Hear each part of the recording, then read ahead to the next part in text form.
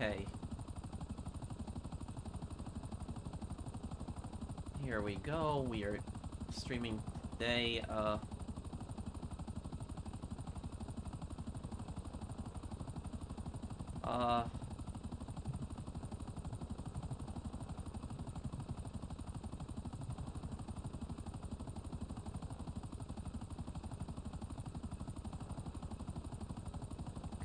Okay. Hello, how's everyone doing here? Okay, hey guys, I didn't get to stream last Sunday, and I wanted to stream today. Let's see here.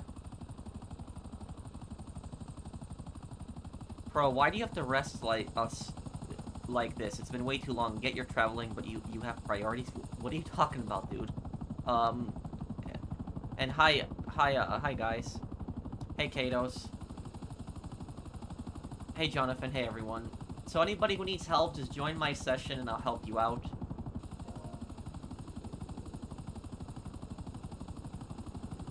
We'll do a for people wondering, we'll do a Red Dead stream on Friday. I'm new, first pro stream. Hey, Sasha. Tomorrow we'll do a Red Dead stream, and Sunday I'll do GTA Definitive Edition again, so we'll give that a try again. Venge, you can just sell your business. I'll just fly over there. Just activate the sale. I'll just fly to you.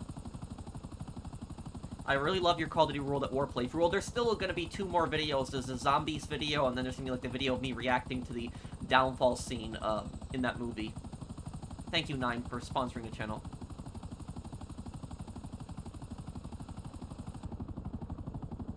Also, I'll have another San Andreas part up tonight. No, the moon theory's not real. It's ridiculous.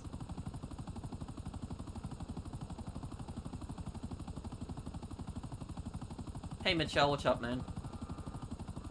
Thank you for sponsoring my channel.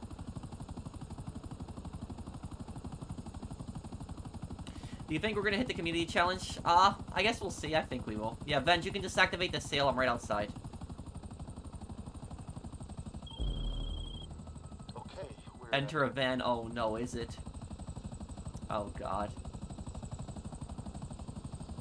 The first sale of the day, too. Actually, really shocked supply lines took 2 tries. I thought I was gonna get it on my first try, actually, but I've got messed up.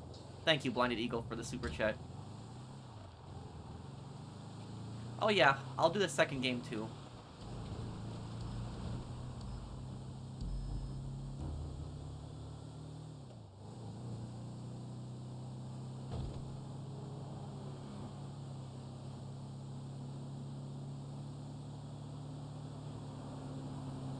No, I didn't, Mason. Yeah, I'm on PlayStation. Are you confused about the tongs? A little bit. Because the thing is, from what I've seen, the triads are either called the triads or the tongs, and I tried to figure out what the difference is between triads and tongs, and I was Googling it, and apparently from what I found out, triads mostly refers to gangsters that are in mainland China, but tongs, not, from what I've read, not every single tong is a criminal organization. Tongs are like, organizations that are there to help Chinese immigrants and like unions for Chinese workers, and they help like with Chinese businesses. But a lot of tongs also do have links to organized crime, and that's why they're oftentimes referred to as triads. I might focus OG Heist instead. Have a good stream. Okay, Mark. Take care, man. Thank you for the super chat. Jackknife got banned on GTA Online. He's a legit player. He didn't do anything. Wait, what happened? Wait a minute. Today is not Sunday. Yeah, I know. Does it, yeah, I know. But I didn't get this chance to stream last week, Fernando, and so I wanted to do a GTA stream today. I'm still gonna stream on Friday and Sunday. So this Friday and Sunday I'll stream. Tomorrow we'll do Red Dead, and on Sunday we'll do GTA Definitive Edition.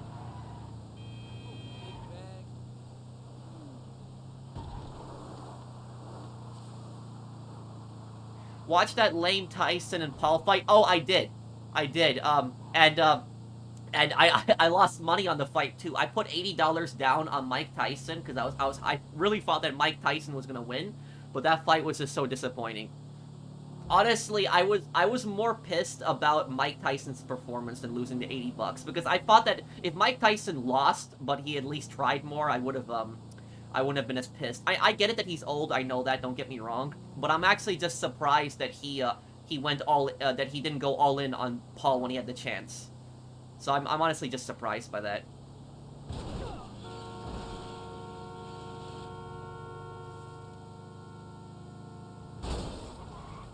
I will do a video on Henry. I'll do a video on that, yes. Yeah, that's a lot of people are saying that the fight was scripted. I don't know. I don't know if it was scripted or not. Uh, I don't know. I'm not an expert on that, but I will say one thing. If you watch the fight right before that fight, like the women's boxing fight, that was like one of the best boxing fights I've ever seen in a long time. I don't know why so many people make fun of women's boxing.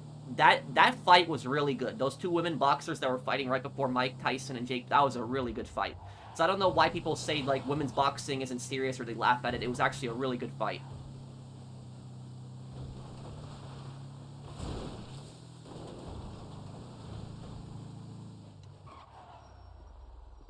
Yeah, but the one thing I couldn't tell is I forgot the fighters' names. I think Katie was the Irish girl, but I couldn't tell whether she actually headbutted the Puerto Rican girl. I couldn't tell. Like they were saying that she headbutted her. I couldn't tell if she actually did that. Like I was watching it. I was watching the replays. It was a little hard for me to tell if she actually did that. And apparently, they said during the fight that she did that before. So I don't know if that's a thing or what. So I know they were pissed about that, but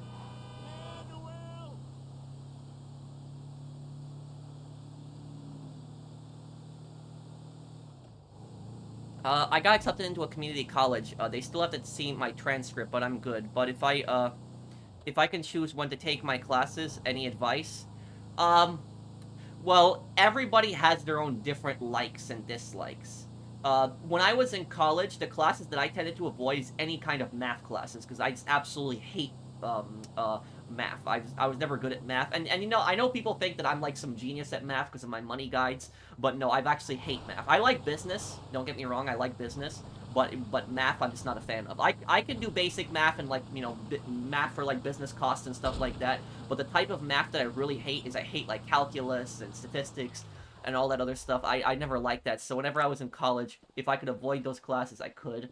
I would always take like history classes, or some kind of psychology classes is typically what I would take. What happened to the Discord server? Oh hey Blast, I haven't used I stopped using my Discord server like years ago. I gave it to one of my friends because I just didn't really have time to use Discord, and it just wasn't for me. I was never excited for Discord. I never really liked using Discord that much, so it just wasn't for me.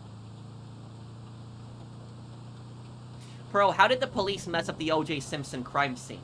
Oh, the biggest mistake the police made with the O.J. Simpson case is that the detective took the bloody glove home. He took the bloody glove home, and because when you find evidence, you're supposed to have a chain of custody form. So you're supposed to fill out the chain of custody is a police form that they fill out whenever they have evidence. So when the police typically find evidence, so let's say the bloody glove, right? If the police find the bloody glove, what they're supposed to do at the crime scene is they're supposed to take a minimum of 2 pictures. Forensics is supposed to take 2 pictures, and what they do is they bag the evidence, they take a picture of the bagged evidence, and they basically fill out the chain of custody form. And the chain of custody form basically says every single person that comes in contact with that. So like the CSI guy, the crime scene guy, the detective, whoever finds the evidence, everybody that comes in contact with that piece of evidence is labeled on that form. And whenever anybody needs to take that evidence out of the evidence locker to look at it, their name is now put on the form. So if you're a detective and you decide you want to review the evidence again, and you want to go down to the evidence room and you want to take a look at the evidence, you have to sign your name again on the chain of custody form. And it's typically going to have like names, dates, and time on and so they didn't really do that for the glove. And because they didn't keep a record of the glove and the stupid detective took it home, that the OJ's defense was basically arguing that they could have tampered with the glove. And then the other thing is that the defense, the prosecution got really stupid because what they did was they gave the glove to O.J. Simpson to try on during the trial, and you're not supposed to do that. You're not supposed to give real evidence to the defendant to touch during the trial. The evidence is not supposed to be touched, and then when O.J. Simpson touched it, he's all like, oh, the glove doesn't fit. It doesn't fit me. But the thing is, the glove was all bloody. It was all shriveled up, and so that's probably the main reason the glove didn't fit, because of that. So that's what I'll say about it, is that they really messed up with that. And for people wondering, yes, the guy's guilty as hell.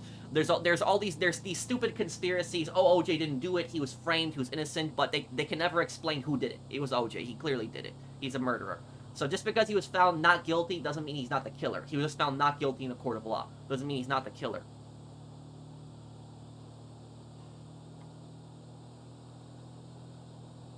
Let me see here.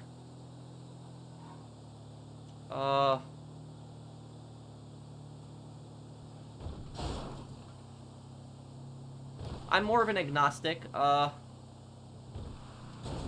god, car here. Hey, Professional, any videos this week? And also, you should check out Mafia Games GTA Winter Mod, where you play as Joey Leone, and you get betrayed by Tony Cipriani, who becomes Don. Huh. Well, the thing is, that's not really like Tony's personality to betray somebody. Thank you, Mitchell, for the super chat. Would you be surprised the new GTA 6 trailer comes out tomorrow? I'm skeptical about the release date. No, I don't think it's gonna come out tomorrow.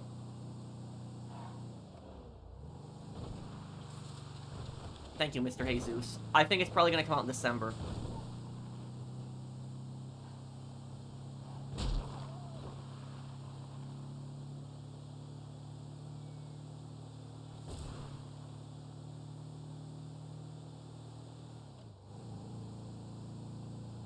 How did I like Vegas? I liked Vegas. I thought it was good for the most part. What I will tell you, the thing that impressed me the most about Vegas, it's actually something with what impressed me. What's going on my stream? My stream's getting a little weird sometimes. I'm sorry for that little like thing at the bottom of the screen, guys. I don't know what's causing that. But one thing that did impress me about Vegas, one thing that I did like, is, and it's something that I guess not a lot of people are gonna notice, but as a New Yorker, I noticed it right away. And that is how clean downtown Vegas was. So like when I went into downtown Las Vegas and I went in the Strip, I noticed how clean it was.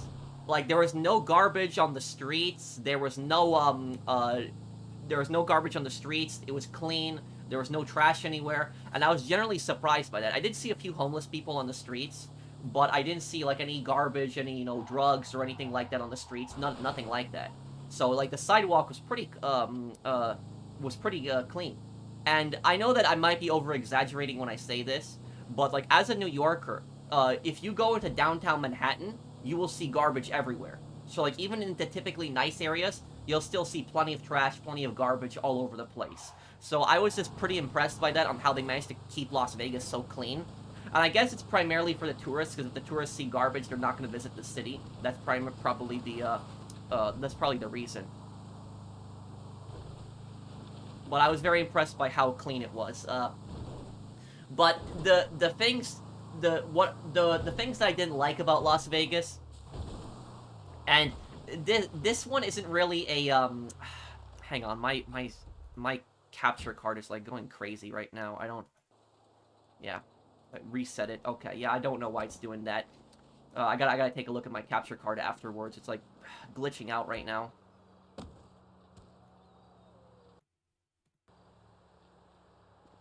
Yeah, it's getting a bit annoying too. Why does it keep doing that?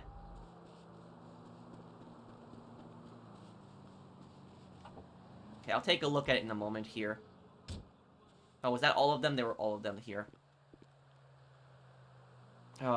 Sorry. Here, 1 second. Damn. Ooh, okay, hold on, everyone.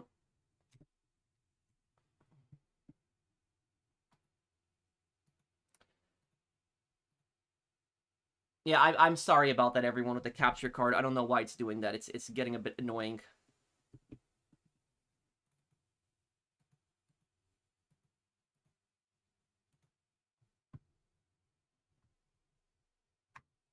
Yeah. Okay. Give me just 1 second here, guys. Gotta fix this here. Okay.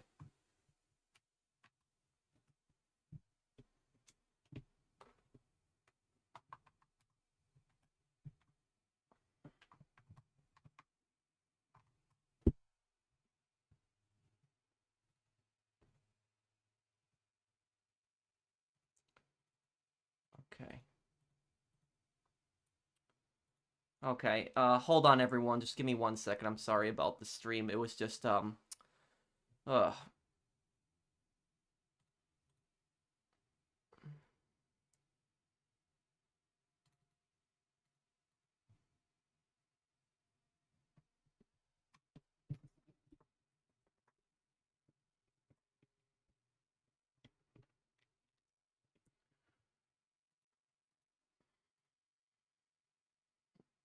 Okay, one moment here, everyone.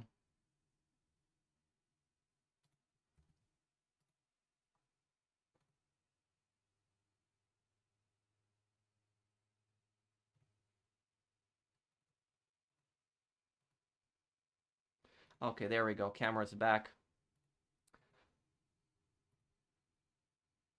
Okay, okay, let me just fix the capture card here really quick. Just give me 1 second here, everyone. Sorry about this.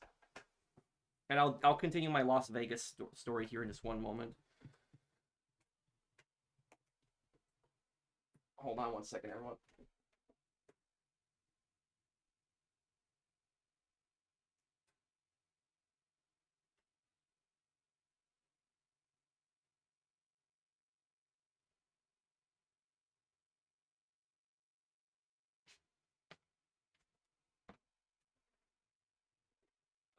Yeah. Okay. There we go. Okay, everything should be back under control now. Okay, I'm sorry about the capture card like glitching out.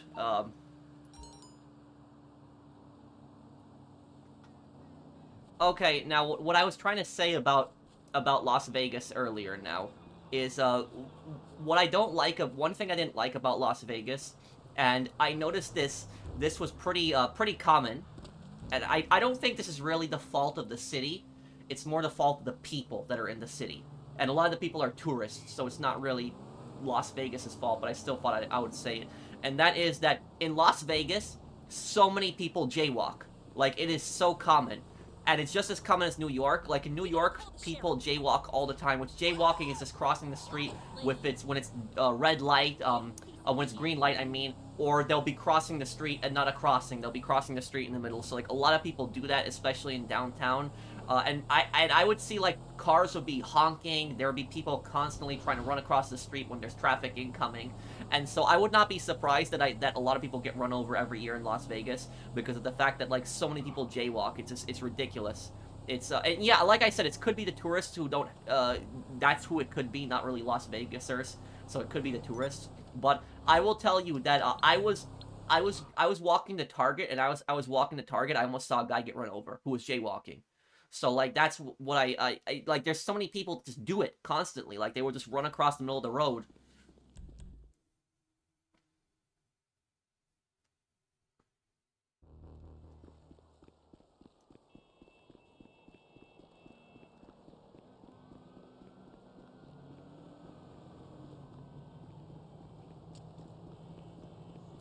The the other thing I didn't like about Las Vegas, and this one, this is what I will say, is that there's so many people that smell like marijuana when they go into stores. Like when you're on the streets, like there are so many people that smell like marijuana. Like they literally just smell like they just smoked so much. The smell is just all over them. And my personal view about that is I don't care if people smoke. I don't have anything against people if they smoke. But if you're gonna, if you're gonna do something like that, is don't go out in public and make people smell that too, please, because it's really annoying. But that's what I'll say about it. Is I don't have a problem with it being legal. I don't have a problem with people smoke, but I just don't want to smell that personally.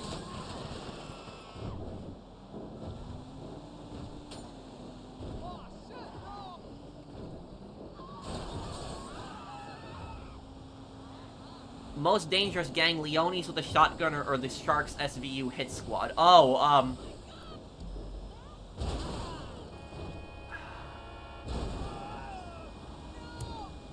I will say anomalous. It's gotta be the Sharks. The Sharks, I died a bunch from them. Yeah, trying to get 100% completion, it's,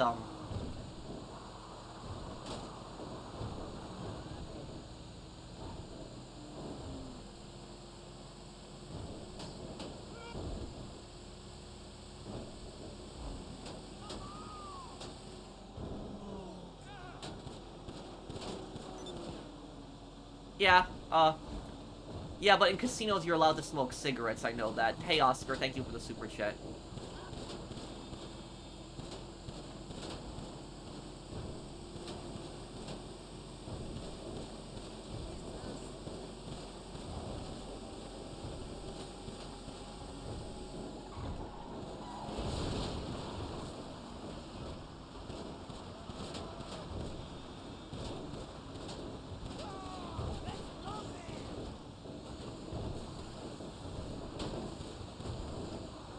I did, I did get my money back from the Mike Tyson fight, though, because the Mike Tyson fight, I bet 80 bucks on it, I lost. But I did win $101 in the casino, $101 profit. So, that was it. Once I was over $100, I was like, that's it, I'm stopping, and I just stopped playing. So it was, I was at least happy with that.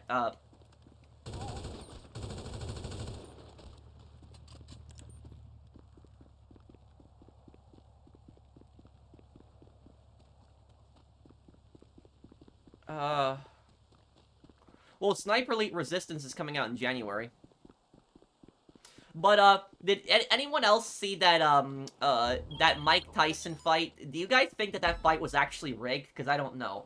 Like, I hear so many people saying that, that fight was gonna be rigged, but that was rigged, but I don't know. I'm not an expert.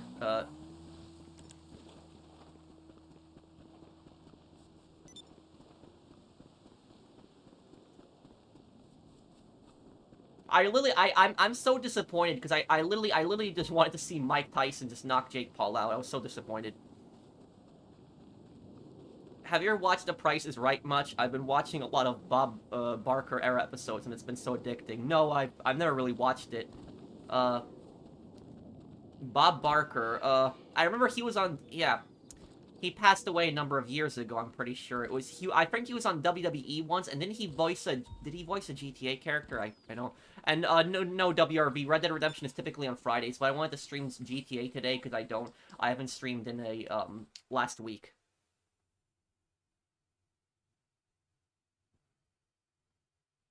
One person saying Mike Tyson was winded. Most people are saying that it was rigged. I guess we'll never find out.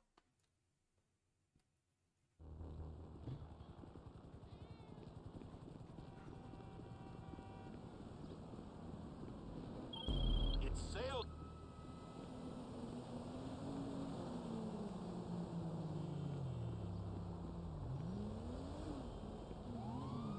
Okay. Oh, truck. Here we go.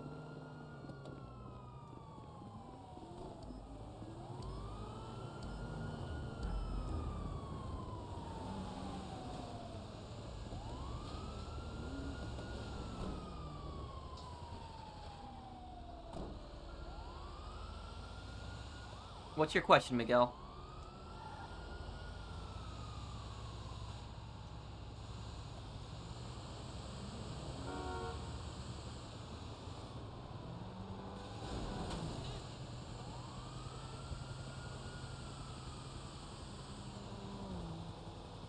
I don't know. I don't know about Mike Tyson's age, because I get it, Mike Tyson is old. But the thing is, though, Mike Tyson doesn't have the stamina that he did in the past, but he has the experience. He knows how to knock somebody out. Oh, I didn't see his Dead Rising video. I know his channel. That's the guy who does, like, no commentary reviews. Like, he just lets the gameplay speak for itself. Thank you, Damos, but I didn't get the chance to, I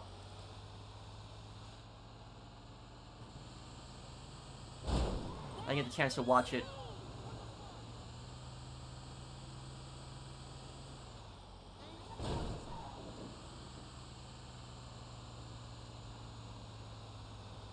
Mike Torino lore video, I could probably do something like that.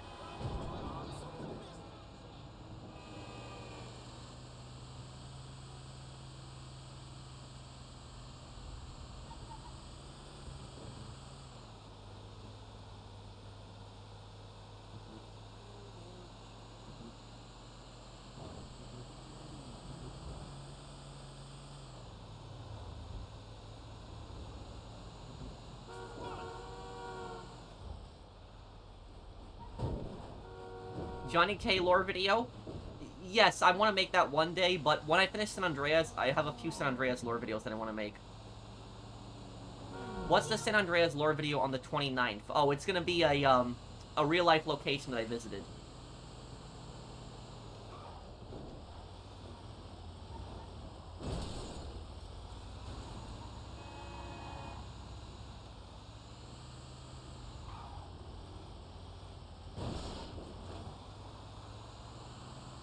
Hey Patrick, I know you aren't political, but what do you think of political differences ruining friendships?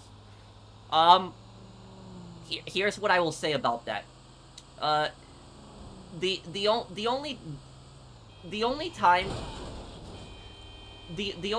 that I think it will be acceptable to end a friendship over political differences is if the friend is getting really annoying and pushy to you and is trying to push their politics on you. So, like, if your friend has, like, a different political viewpoint than you and keeps constantly bringing it up to you and, like, insults you even and, like, calls you stupid and says, like, oh, you know, you should believe a certain way, like this, then I think that at that point, I think that that would, you know, that they could have a discussion, and if he doesn't stop, then I guess it would be more appropriate to end the friendship. But if somebody ends a friendship or cuts their family members off just because they believe politically different than them, that's one of the stupidest things I've ever heard.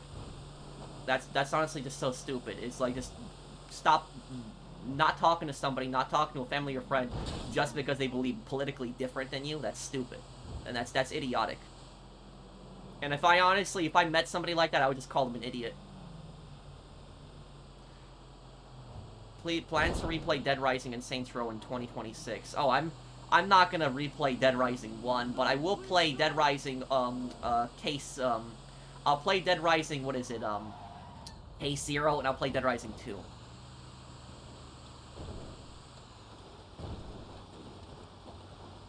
Yes, I did see that message, Mario. New York City has some really weak laws. Name a villain worse than Makarov.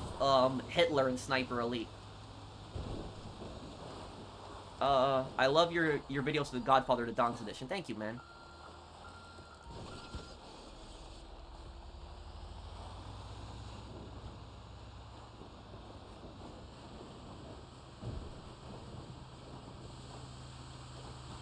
I don't know, Noah. I don't know that much about boxing. Everybody's saying that it's rigged. I don't know.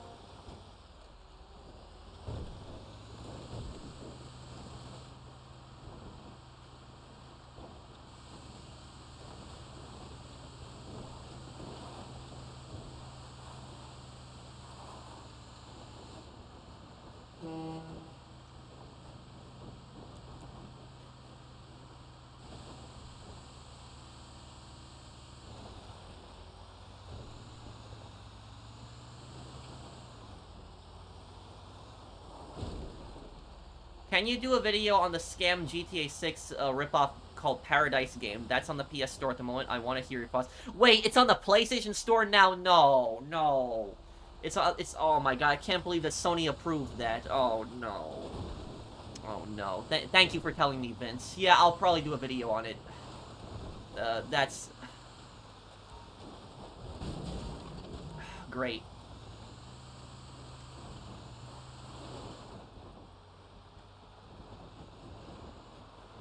You know, the thing is, though, about that Paradise game, the second that I saw that game, like the gameplay of it, I'm not an expert, but the second that I saw that game, I knew that something was wrong. I knew that there was something off. It looked too good.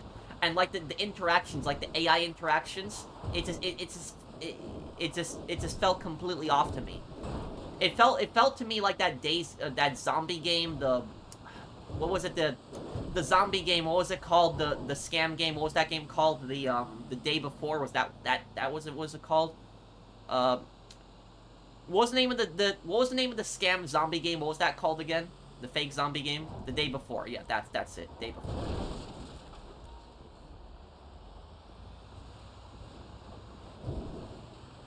No, not DayZ. DayZ isn't a scam. But day before, it's a, I have a question. What's your question, Francisco?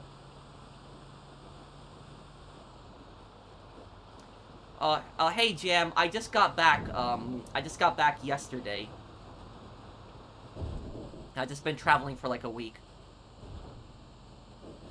My YouTube recap,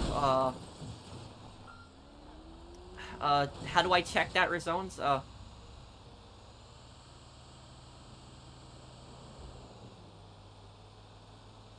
And thank you for having me as your favorite.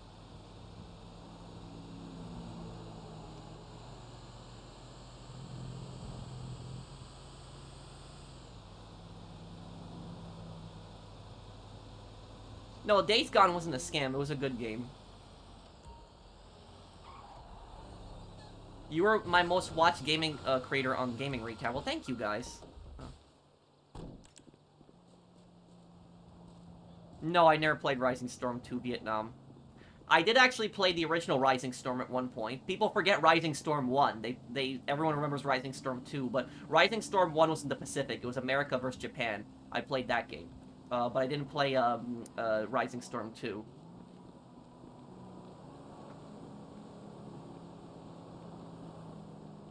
I'm just not into Fortnite. It's not for me, dude.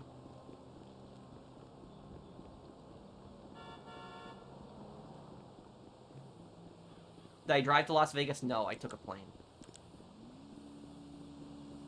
Thank you, Jam. I'm glad you like my San Andreas playthrough. Hey, Saucy, what's up?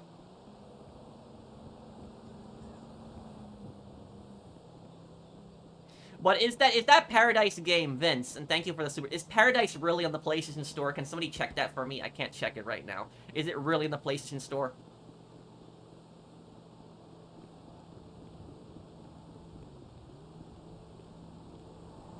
Okay. Which airline do you fly with? Well, right now, I only fly with one airline. And I fly with, Delta. Delta is the only one I'll use from now on.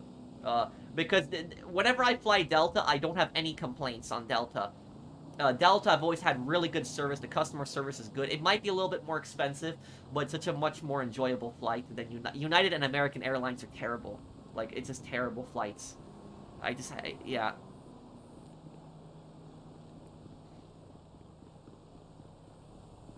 It is, Corey. It's just to me, I just don't feel good with taking those flights like American Airlines and United. It's just not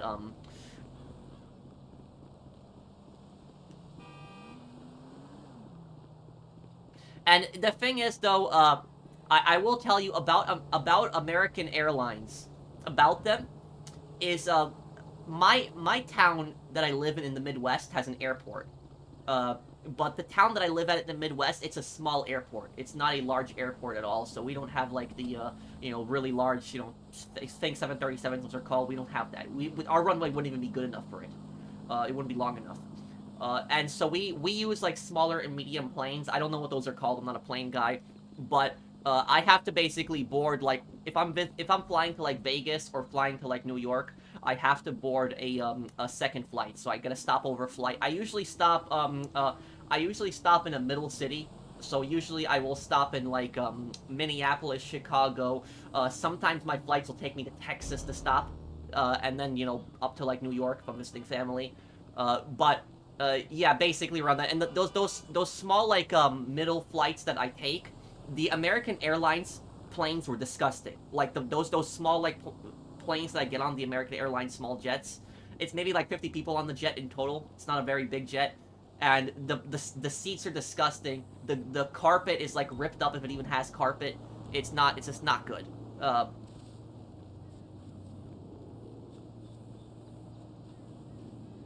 But Delta, whenever I went on a Delta planes, the seats were better. There was, it was cleaner. Service was better. And one thing I liked about Delta is I liked that Delta gave me multiple snacks. So, like, when I took Delta flights, they would give me, like, 2 snacks. and 2 drinks. I don't know if that's common, because I only started recently taking Delta, but whenever I took United or American, they only give me 1 drink and 1 snack, but Delta would give me 2. So that's one thing I liked on Delta. And also, the Delta comes with free Wi-Fi, where United you have to pay for it. And I can do everything on the Wi-Fi. The only thing I can't do is call. So I can, check text messages. I can open up my YouTube channel. I can check videos, reply to comments. I can watch YouTube videos. I can pretty much do everything on Wi-Fi except call. And Delta Airlines, their TV service is also really good. Like, they have multiple channels on their TVs. Like, there's like little TVs that are behind the seats. And like and they give you free earbuds every single time you listen. They give you free earbuds. So I do appreciate that too. So personally, my favorite airlines is Delta. I like Delta, and that's the airline that I like.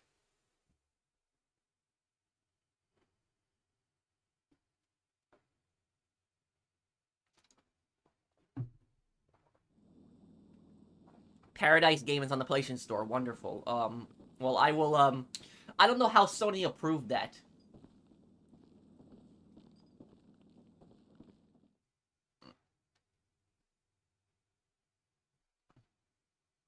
You're my inspiration for my GTA character. Thank you. Okay. Uh, Kabir Sengupta, if I'm reading your name correctly. Hey, professional. Thanks so much for your recent GTA San Andreas stream. I've injured my knee, and I'm currently bedridden until surgery. So appreciate having your content to keep me entertained. Well, thank you, Kabir. I'm glad my content has helped you out.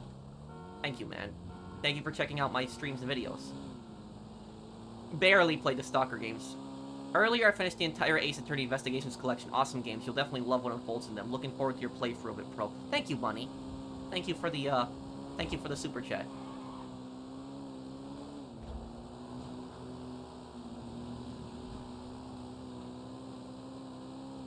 You are my most watched YouTuber. The #1 game is the Ace Attorney series. Well, you'll be very happy, Vito. In December, I will be doing Ace Attorney Investigations. So we'll be playing another Ace Attorney game. I think you'll like that one. Pro, what helped you get through school? Which one? High school or middle school, high school, or college? Which one? Do you remember when United forcefully kicked off a doctor because of an overbooked flight? Yes. I remember that too. And the thing about that is who they kicked off on that plane, that is the worst person that they like. That doctor was like a really good person. That was the worst choice they had. Out of all the people they could have chosen to like told to get off the flight, that was the worst choice they had, because that doctor had like run a clinic. I think that doctor was originally from Vietnam, and he was like running like a clinic to like and doing like free service for like Vietnam veterans. So he was like giving Vietnam veterans like free eye surgery. And he was supposed to, like, he was taking a plane to go meet with, like, a bunch of veterans to, like, give them some surgeries, and he couldn't be late for that. He had to, meet the veterans on that day, when the surgery was supposed to take place, and he was, like, telling the, so, like, the doctor was, like, a really good guy, and they told him he's gotta get off the plane. He's like, I can't. So, like, that was the worst choice they had. Out of all the people they could have told to get off the plane, they chose that guy. And then when he didn't get off the plane, they, like, dragged him off, and he went unconscious. He got knocked out, and, like, they dragged him off the plane. It was, like, it was really, really bad. I remember when that happened. And then I remember United, like, defended it. United defended them doing that. And then like, later on, they apologized over it because the backlash was, like, so big and their stock dropped. It was horrible.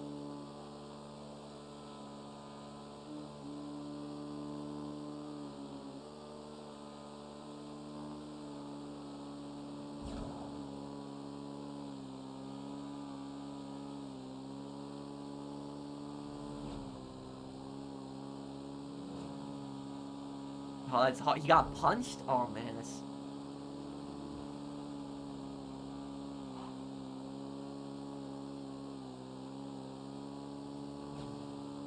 The doctor should have sued. I think they reached a settlement.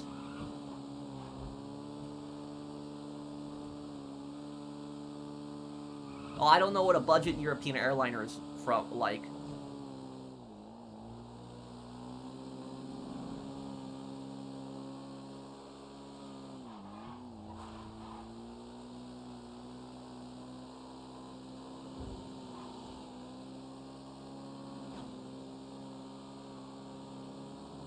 I don't know. They usually when settlements are reached, they don't disclose how much.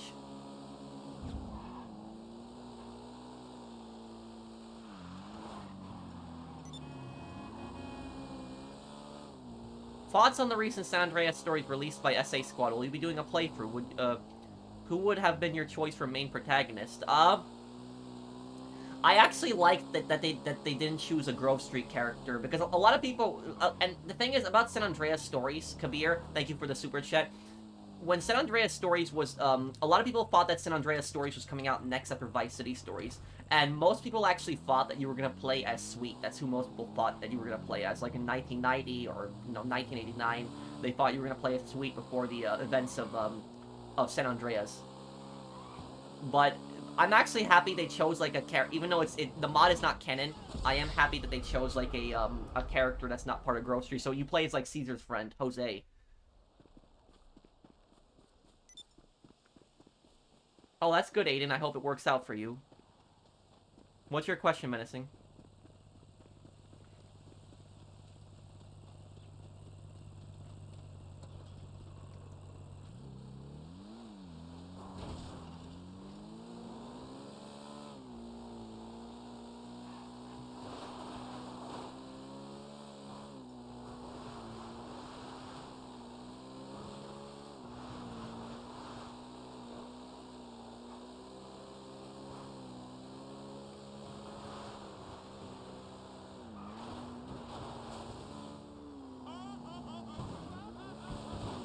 That was a really good jump.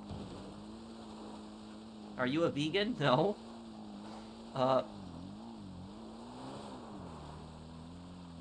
Yeah, I get you, Anomalous. Yeah, that's the problem, is that they're gonna have to create, like, they are gonna have to create a reason to leave the city, Los Santos. I'll just ignore you? Wait, what happened, Miguel? I'm not ignoring anyone. There's a lot of people that are posting. Oh, I'm sorry, Blinded Eagle. I didn't see your super chat. I'm very surprised to find a 30th anniversary DualSense for $100 and brand new. Might have to get 2 of them. Now the Edge controller, on the other hand. Yeah. Ugh. Edge controller's ridiculously priced, and the fact that the stick modules, you couldn't find them anywhere for some time.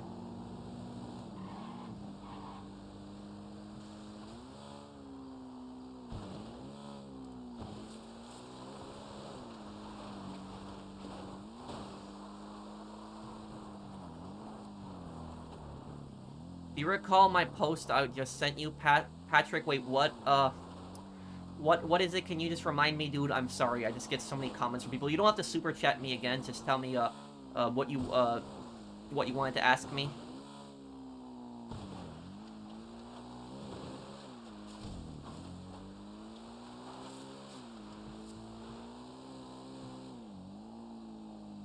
Anyway, did Miguel, do you think there will have dedicated servers and anti-cheats in GTA 6?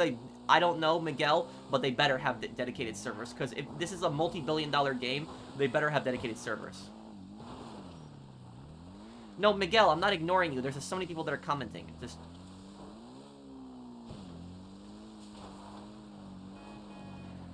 oh, man. No, I took Delta.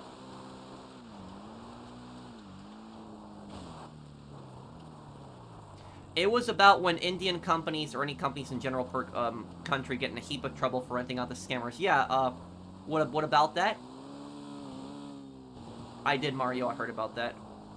Have I ever watched the Death Wish movies? No, but I want to watch them, because I think Death Wish are, like, movies that I'll like, because I typically like vigilante movies. Sorry for pissing you off last time? Wait, when did you piss me off, Lopez? I don't understand. Thank you for the super chat.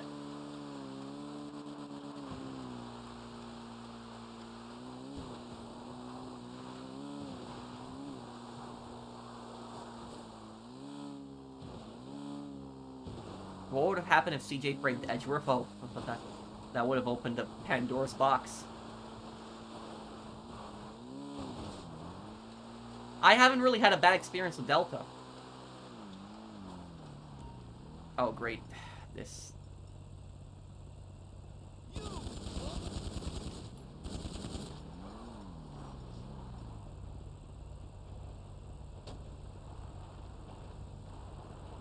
Hey, Jacob, what's up, man?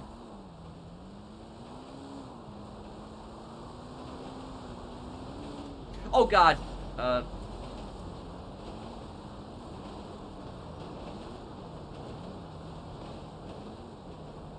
Wait, who got scammed? Wait, what?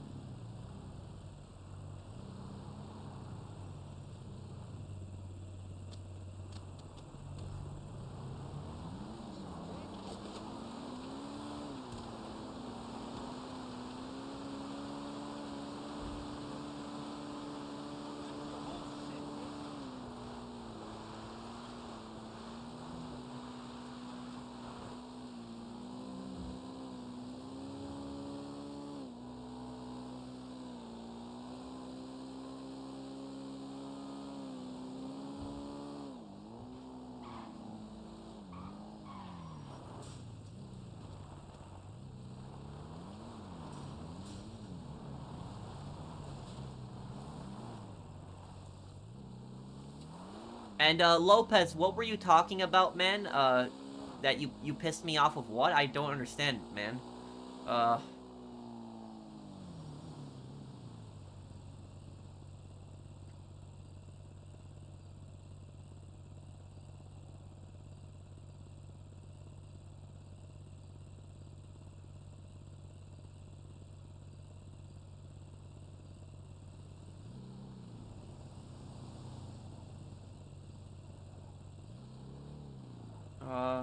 Okay, and,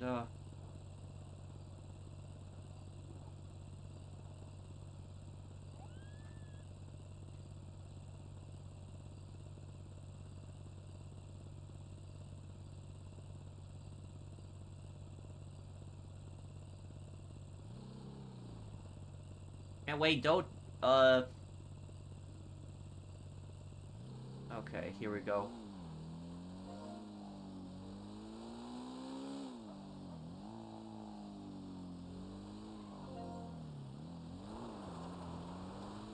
Yeah, I'm okay.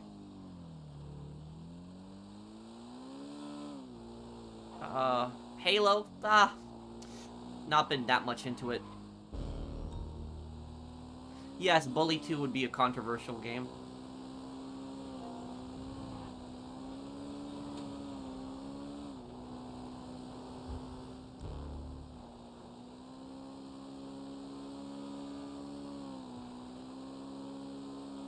Hey, Golden Stripe.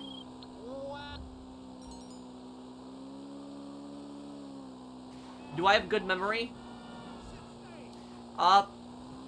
Usually, my memory is the best with remembering images.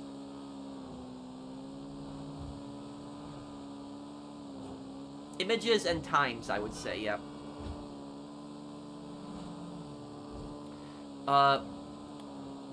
Who do I hate more, Dutch or Micah? Micah. Yeah, Micah, because Micah was the most selfish person in the Red Dead series. Thank you, Jacob, for the super chat.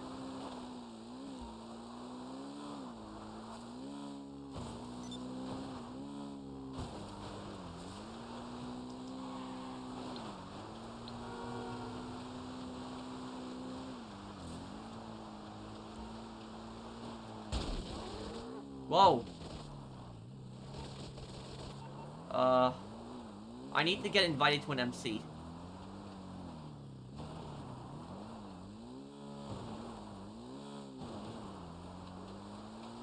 What's your question, Menacing? And somebody asked me about how I got through school. If that person is still here, what were you talking about? College or high school or...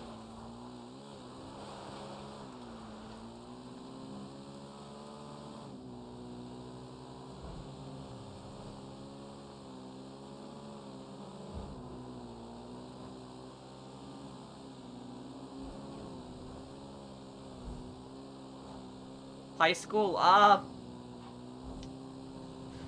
guess I had some friends that I talked to in high school, and I had teachers that I liked, but it really depends on the year. I think 11th grade was the year that I hated the most in high school, but 12th grade is the year that I liked the most, because 12th grade I had the best teachers in 12th grade. My final years, the best teachers were in 12th grade.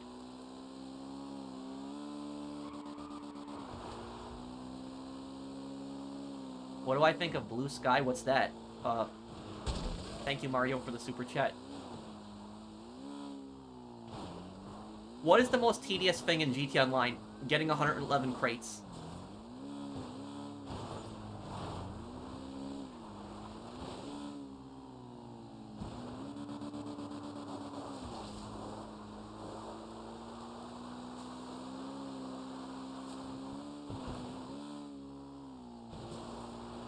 Is another Twitter? Oh, well, I don't use social media, really. Twitter's really the only thing I use.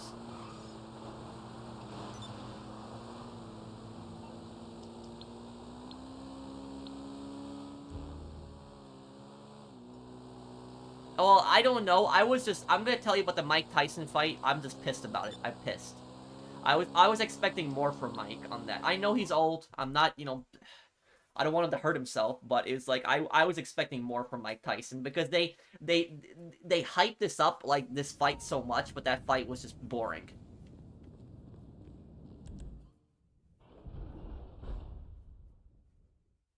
If the best fight is the women's fight right before the Mike Tyson fight. That fight, the Irish girl when she was fighting the Puerto Rican girl, that was the best fight. That was really good. One of the best boxing fights I've ever seen.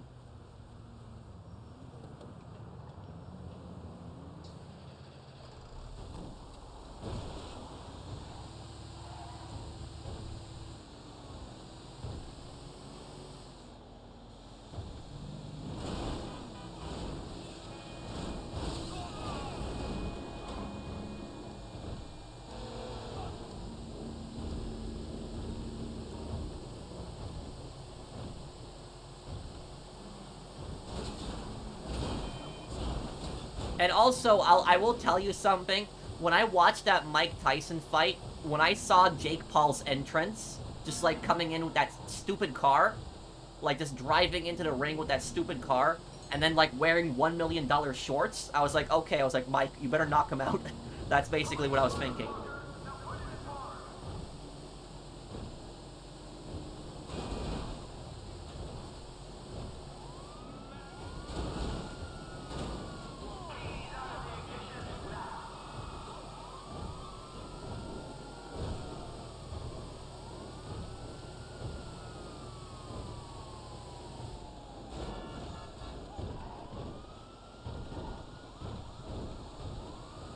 Well, don't you remember Logan Paul's insult towards Mike Tyson at the end? Logan Paul was like, I'll kick your ass or something like that. I don't remember what he said. He said something to Mike Tyson at the end.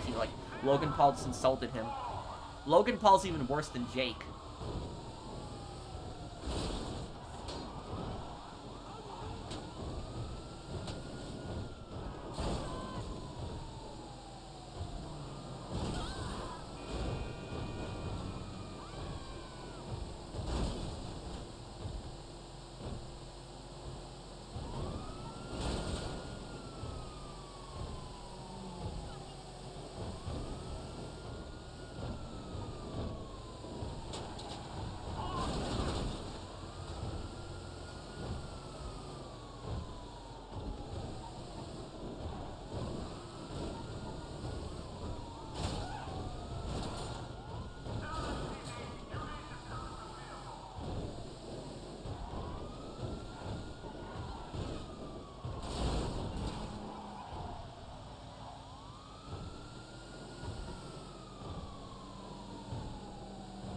Do you have anything else you want to accomplish in GTA 5? Not really. I think I've pretty much, done everything that I wanted to.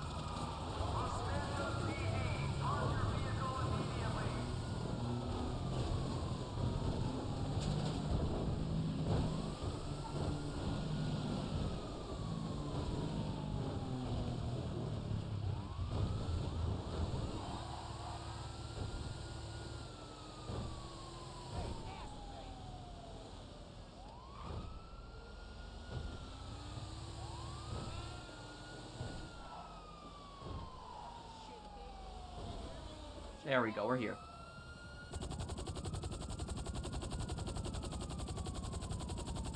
I don't think they're ever gonna comment on who the president is in a GTA game, even if it's a fictional thing. I don't think they're ever gonna really do that. I don't think the American president has ever been referenced in a GTA game. Has he? Maybe on the radio or something, but I don't think they've even named like an American president in a GTA game. Like I know they said historical presidents, but like yeah. God damn it, they're getting away. You hear me? Take some cover. Do it. I got your back.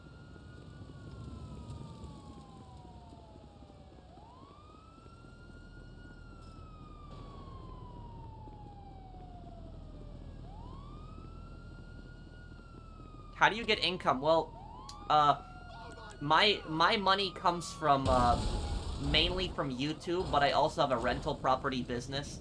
So I have 2 rental properties, and then I also keep my money in Robinhood Gold, which gives me like 4.5% APY. So basically, Robinhood Gold and, my rental properties and my YouTube channel.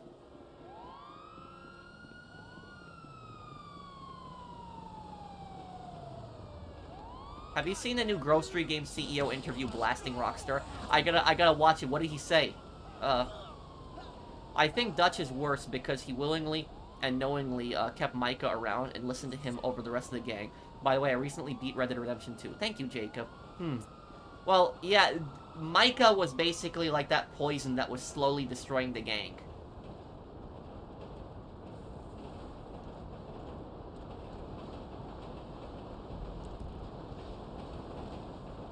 Wait, what's the truck doing all the way over there? Wait, is that... I'm confused right now. Why is the truck all the way over there?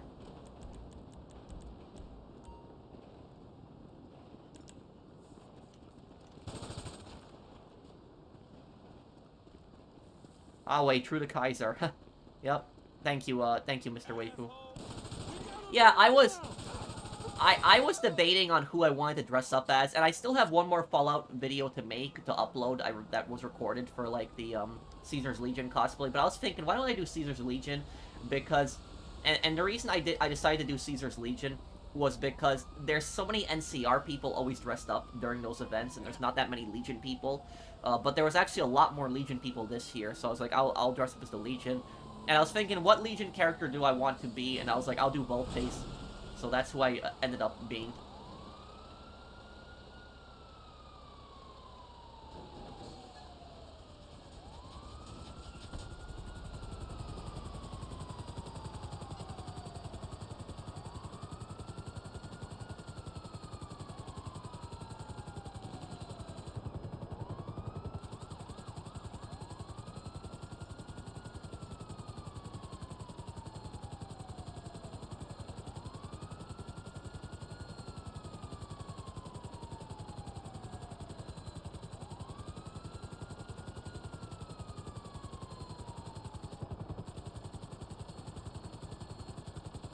Do you think district attorneys have too much power?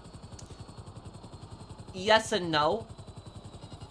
It depends. I think the power the district attorneys generally have is okay. But the problem is that if you have somebody good in that position, then you're not gonna have any problems. But if you have somebody bad in that position, you're gonna have a lot of problems. Who is worse, Catalina, Sonny, Forelli, or Tenpenny?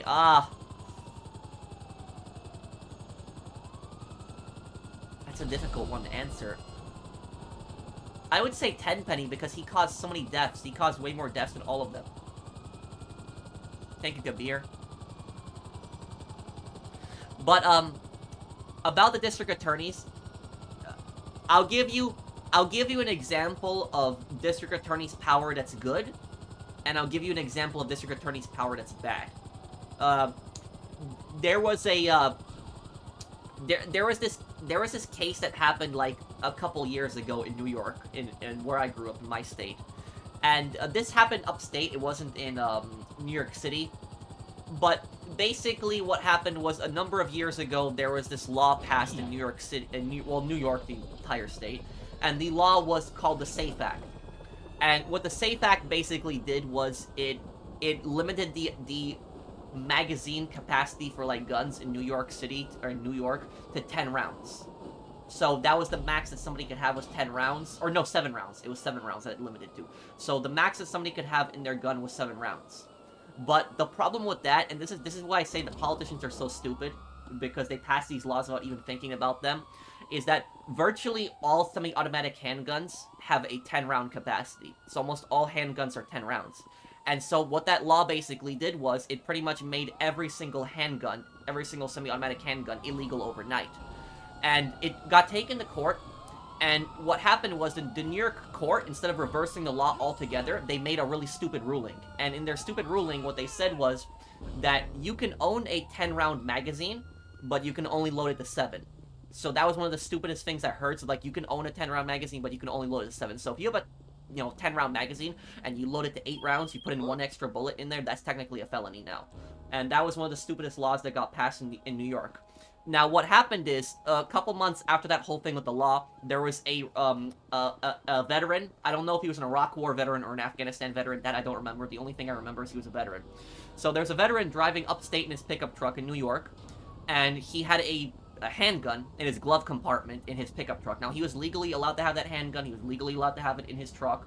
The cop pulls him over, and what the cop does is he illegally searches the truck, violates his 4th Amendment rights, and then what the cop does is he takes the guy's handgun out of the car, and he starts unloading the magazine, and he's counting the bullets. And he counts 10 bullets in total. So again, the law says that you can own a 10-round magazine, but you can only load it to 7. So the cop took his, gun without his permission, searched his car illegally, and started counting the amount of bullets in the gun. And he's like, oh, he counted the bullets, and he's like, it's 10 bullets. And then he arrested the guy. And what happened is, when that went to the district attorney's office, when the district attorney saw that, the prosecutor saw that, he was like, what the F? Like, the prosecutor was like, this is stupid. And, honestly, if it was up to me, that cop should have been fired. That was just violating his 4th Amendment rights, and arresting him for something that stupid. That guy wasn't a criminal. But that was the district attorney. What he did was, the district attorney dropped the charges. And the district attorney, I remember, he said that this law is, like, so stupid that, like, we could be prosecuting real criminals, but we're wasting our time on nonsense like this. And so that was a good prosecutor. He dropped the charges in that case, and he threw it out. And so when people say, do prosecutors have too much power? It really depends on the prosecutor, because if you take away power from prosecutors, they don't have the option. They're going to have to prosecute every single case. Prosecutors have discretion on cases that they want to prosecute or not. And so that prosecutor made the right call by not prosecuting that case, because that was stupid. You're going to prosecute somebody for something like that, like having 3 extra bullets in your gun. That's so stupid. It's like, the guy wasn't a criminal. He didn't do anything wrong. But that was, that's an example of, like, prosecutor's power that's for good. So that prosecutor uses power for good. Now, if you want to know an example of prosecutor using his power for bad, is there was a prosecutor in San Francisco. I don't remember the guy's name. The only thing I remember is that it happened in San Francisco, and California passed this, like, really stupid law. It was, like, really, really stupid, where it's like, if you steal under $950 worth of stuff, it's not considered a felony. I think the law recently got repealed, but what that prosecutor was doing is, even if somebody stole over, like, $1,000 worth of stuff, he would not prosecute them. Like, he would give them, like, tickets or have them, like, spend the night in jail. And so what happened is, these people would be arrested for, like, drugs, or they would be arrested for, like, mass shoplifting. And the prosecutor, what he would do is he would refuse to prosecute them any further. So, like, they would spend, like, a night in jail, and then they would just do it again. And that's why that's why in San Francisco, you had people that got arrested for, like, 100 times. Like, 100 times, 100 different times shoplifting. And I'm not exaggerating when I say this. When I say people have gotten arrested 100 different times for shoplifting one guy, it's happened in San Francisco. And that was as a result of the stupid prosecutors who just constantly kept dropping the charges, and they just constantly kept saying, yeah, we're not going to prosecute somebody for this. We're not going to do. So, like, literally, look, I will say something like that, is that if I was a prosecutor, right, and I saw, like, some kid, maybe some, like, working class guy, he's never had, like, a record before, and he got arrested for shoplifting. If that was, like, his first time, I would just go easy on him. I'll be like, okay, he hasn't committed any crimes, he's made a mistake, we're not gonna do any jail time, we'll force him to do community service. That's basically what I would do. But if it was, like, multiple times, the person just, like, constantly stealing and getting arrested, throw the book at him. Like, literally, throw the book at him, punish this person to the max jail sentence possible. If somebody's like doing that many times getting arrested for shoplifting, that's not, at that point, that's not just like a one-time mistake. That's not like this, they made a mistake this one time in their lives. That's like, I believe in second chances, don't get me wrong, but if somebody's like getting arrested 100 times for shoplifting, that person should not be on the streets. That person should be arrested, and that person should be in prison for years. And this stupid prosecutor kept letting all the criminals out, and what happened is there was a recall election in San Francisco, and they recalled that prosecutor. They actually threw him out of office. So the recall, they threw him out. Now, I don't remember the prosecutor's name. Somebody will probably know it. The guy in San Francisco who got thrown out. I just remember it happened a few years ago. But when that prosecutor got thrown out of office, he started going on the media, and he started like complaining, saying this is a political witch hunt, and he was like, you know, just complaining, saying the Republicans did this to me and blah blah blah this. But the thing is though, is he got elected in a very Democratic area, and I stay away from politics normally, but this was like Democrat and Republican voters both voted to recall the guy. It wasn't because he was a Democrat, it was because the guy was a stupid. That's pretty much why. He was an idiot, and he was a stupid district attorney. So that's the problem with district attorneys isn't that they have too much power. The problem is when you have an idiot that becomes district attorney. That's the problem. So if you have a good district attorney, he can use his power for good, and you're not going to have problems. But if you have somebody stupid that's in that position, you're going to have like a situation just like in San Francisco, what happened with that idiot prosecutor. So that's basically it. So it really depends on the prosecutor. So I don't think prosecutors have too much power.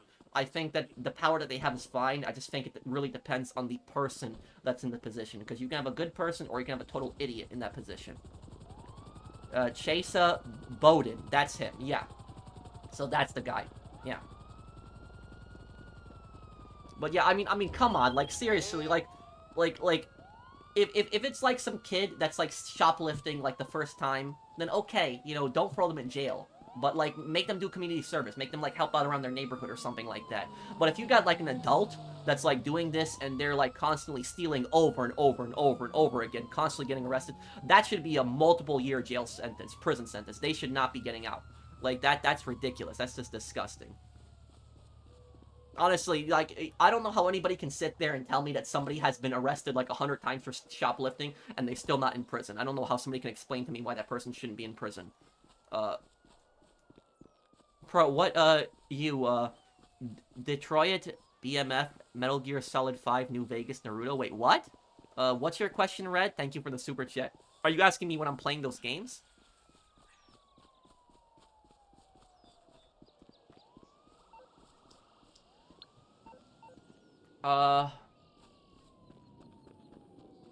Grove Street Games. Hypothetically, it's a bad move to remove primary developers from the credits in an update, especially when an update includes hundreds of fixes that were provided by those devs. I will have to read up more about that Grove Street Games thing because I don't really know too much about that. I'll have to read more about it.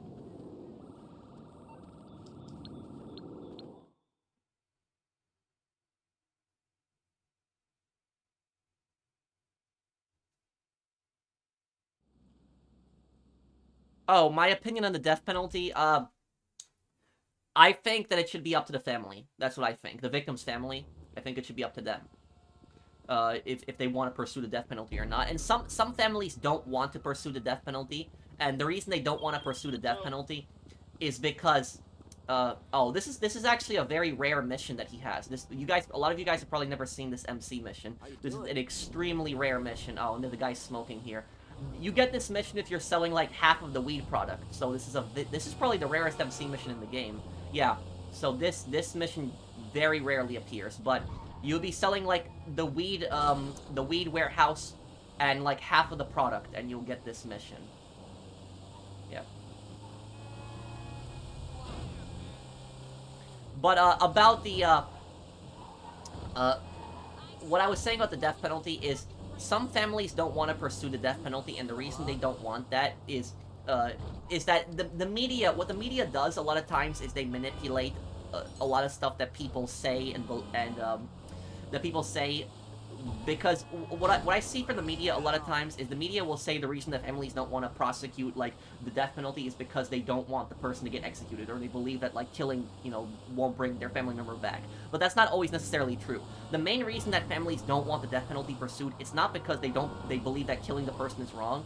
It's because if they pursue death penalty charges, they would have to show up to court every single time there's an appeal. So with death penalty cases, if the person gets the death penalty, there are going to be multiple appeals, and these appeals are going to go on for decades, like 20 years or so, you know, sometimes even 30 years. And so that family is going to have to come back to court every single time for like an appeal, and they're going to have to hear the guy's appeal every single time. And so a lot of times, many family members, they don't want to constantly come back to court and have to see the person who killed their loved one over and over again. So that's why families a lot of times don't choose the death penalty. It's not because they don't want to kill the person. A lot of times they do. It's just that they don't want to show up to court constantly for the appeals and constantly see the person over and over again. So that's the thing is like, and I can understand why some families don't want the death penalty, because they don't want to see the guy, you know, over and over again, the guy who killed your loved one. But I think it should be up to them, and like the prosecutor should just ask them, like, do you want the death penalty or not? I'm guessing you don't want a back rub. How can I help? I take it this isn't purely a social call. Of course not. You're in trouble and you need my help. No problem.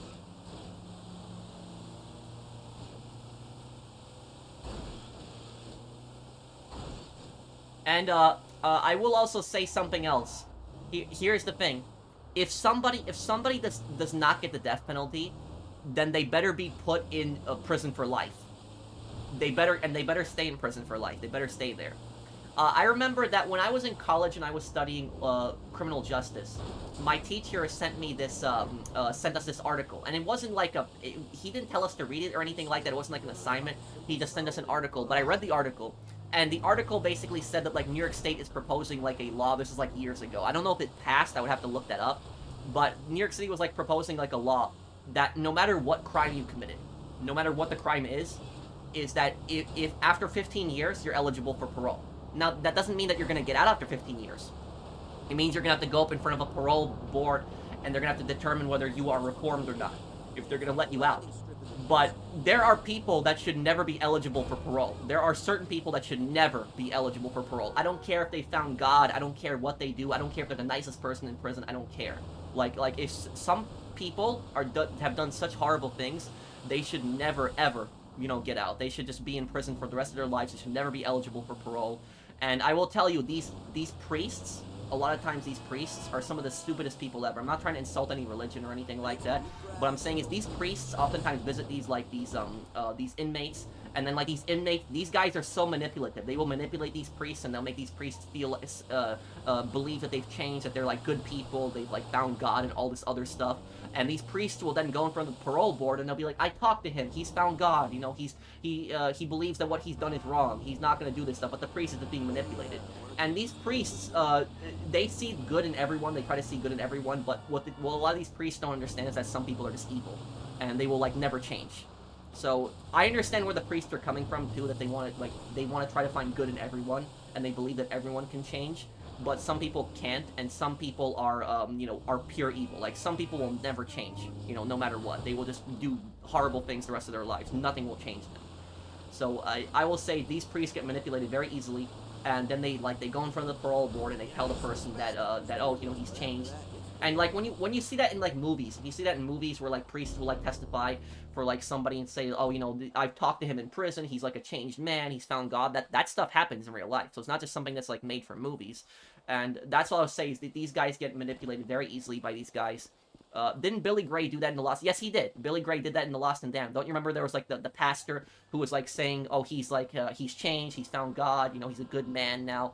That's you know, stuff like that happens. The cop knew that it was BS. The cop knew that Billy Gray hadn't changed. He knew that. But that's what I'll say about that. Oh, I missed some super chats. I'm sorry. Let me look. Let me see here.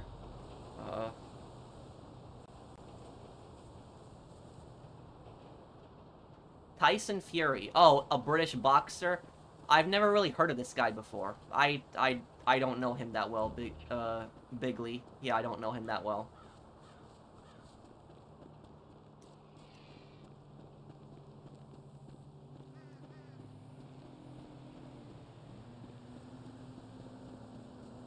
But I will tell you something, I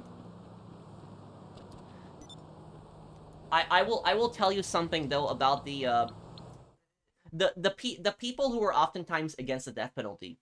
What I'll say about them is that they are not always entirely truthful on their reasons for being against the death penalty, because the number one most common argument that I've heard for being against the death penalty is they say that innocent people have been executed.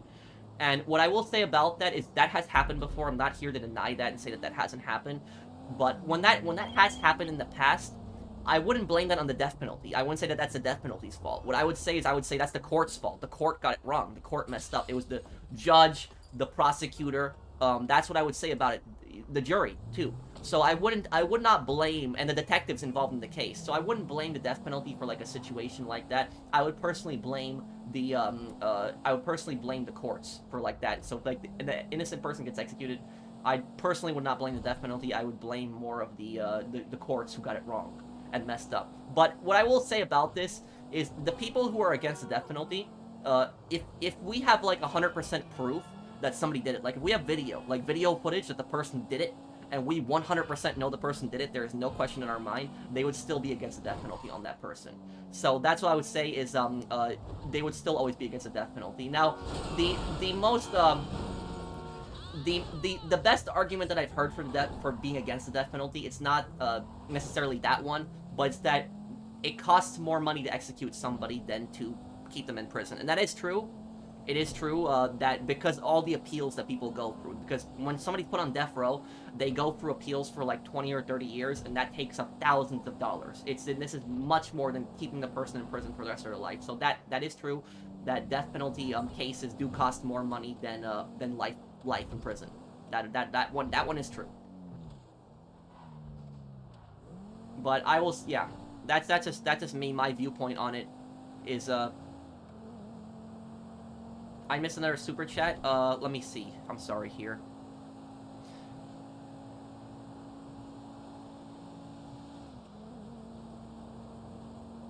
Let me look at the super chats.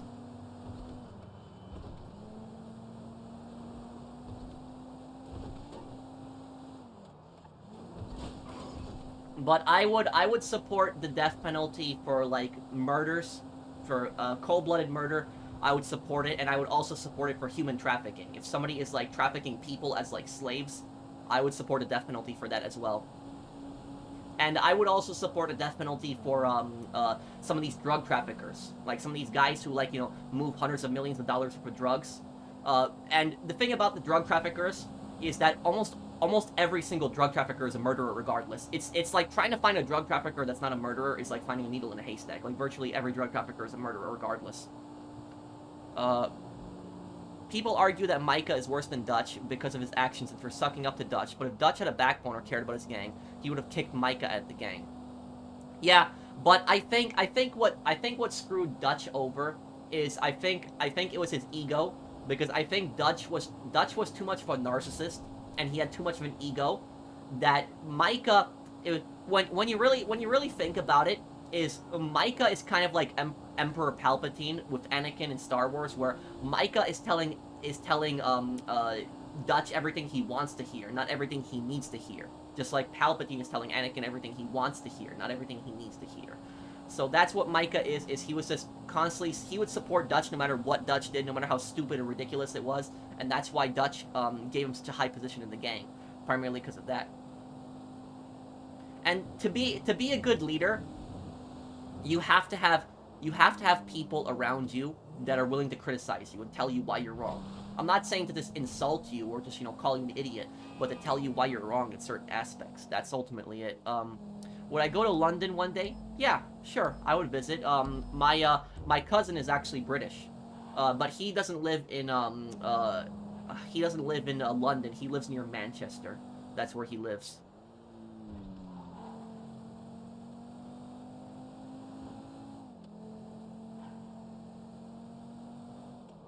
My 2024 recap said you were a top YouTuber this year. Thank you for all the great content. Thank you, somebody32. Thank you, man, for the super chat. Thanks, man.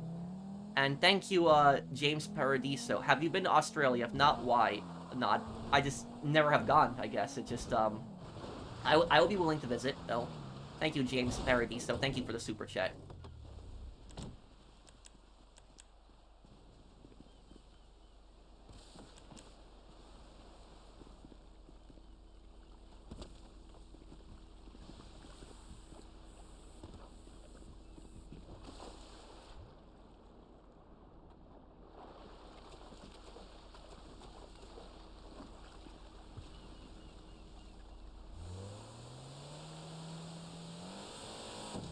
Okay, let's go here.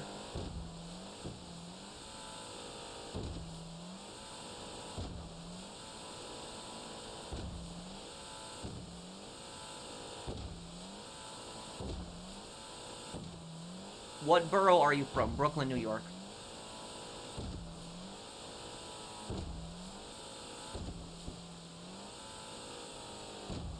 You'll be fine, Dreadnought Warrior. It just really depends on the area that you go to. Every city has bad places to visit.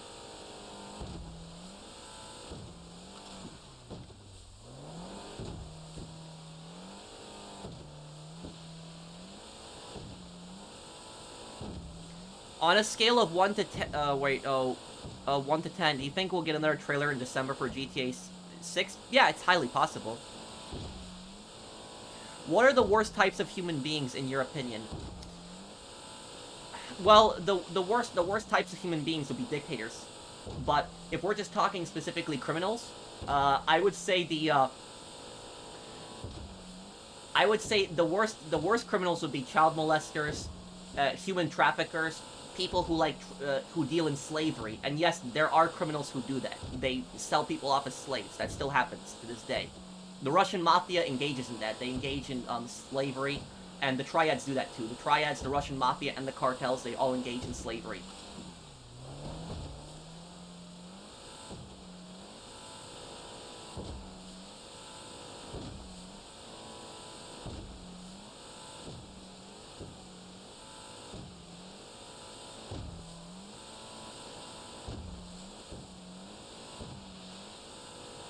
People like Dmitry, well, believe it or not, there are Russian mafia bosses that are even worse than Dmitry. Believe that or not, there are. They're even worse than him.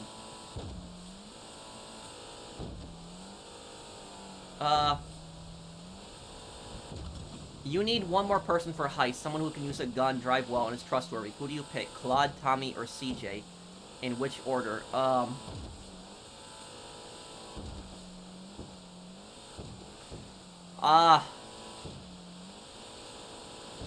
Well, I would say, Kabir, that for gunmen, the best gunman would be Tommy. Tommy would be the best gunman. For driving, yeah, CJ. I would not want Claude anywhere near that heist, though, because I would not trust him. What are your thoughts on anarchy and anarchism? It's stupid. Thank you for the super chat, Jacob.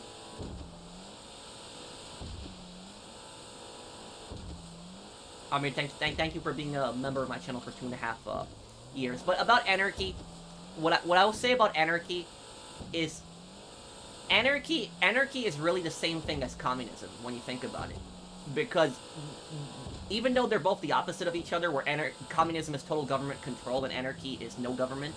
So communism, government owns everything. Anarchy, there's no government. Even though they're the complete opposites of each other, the similarities that they have is that on paper they both sound nice, but in practice they're absolute disasters. So that's really is, when you really think about it, communism and anarchy are similar systems because they both sound nice on paper, but they're complete disasters in practice. And they fail, you know. And really, there has never really been an anarchist state in history because anarchists don't even believe in countries in the first place. But the only country that I can think of that was ever an anarchist country, there's maybe only two anarchist countries I can ever think of, and those are, well, you can't be an anarchist if you support small government, because anarchists are against government in the first place. there's only 2 countries in history that were actually anarchies that I can think of, and one of them was the Pirate Republic in Nassau. You see that in Assassin's Creed Black Flag, but I wouldn't even call them anarchies because the pirates still had leadership. So like if you were on the pirate island and like you stole from other pirates, they'd kill you. They still have like a government. They still have like they'll judge you. So like they still had some like rules and regulations on the like pirates weren't allowed to backstab each other. You couldn't do stuff like that. And the only other anarchist place that I can think of was Barcelona, Spain, during the Spanish Civil War. During the Spanish Civil War, the anarchists actually allied themselves with the fascists, with Franco's fascist forces, and the anarchists made a deal with Franco that if they attacked the communists, that the fascists would leave them alone. And so the anarchists attacked the communists, and then when the fascists won the war, they just betrayed the anarchists and rolled their tanks into Barcelona and conquered them. And so there was nothing the anarchists could do. So literally, is anarchy every single place that it's been has just been an absolute disaster. And I will tell you something, is that if let's just say that tomorrow we had pure anarchy, right? And the United States government was completely abolished. There would be no police, no government agencies. Do you know what would happen?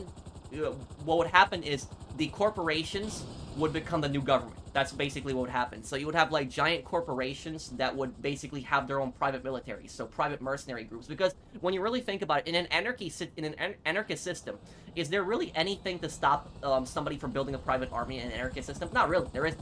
So corporations have all this money, they have all these resources, all this power. They would just build giant mercenary groups, giant PMCs to protect their interests, and they would be the next government. That's basically what would happen. So like basically anarchists would create a society where these giant corporations would just completely control us, and they would just rule over us. And even though I hate the government, I think that the governments oftentimes are really stupid. I would not want to live in a system where corporations completely rule us with private armies. I understand that corporations have a lot of power today, don't get me wrong, but in an anarchist system, you would have, these corporations would have private militaries, basically bossing you around every day, and it would be even worse. So that's what I would say. Somalia is anarchy, technically, yeah, I would agree with that. Somalia is an anarchist country, technically. They have a government, technically, but they don't have, they have no power. They really can't do anything. I'll do Black Ops 1 next year.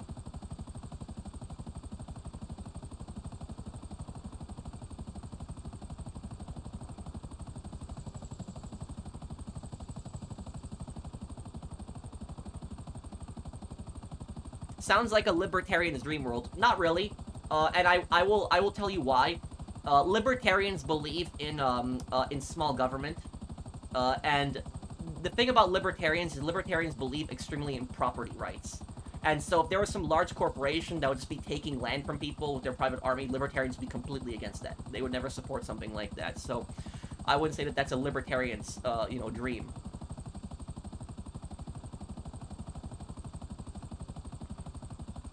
The Mr. Beast situation is false. You can search Soggy Cereal about it. Wait, what happened? You gotta explain to me, Thomas.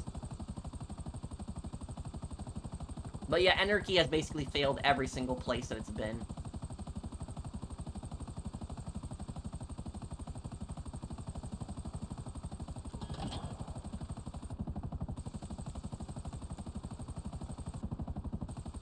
What do you think of government spending? I think it's out of control. I think the government is stupid and they're printing too much money.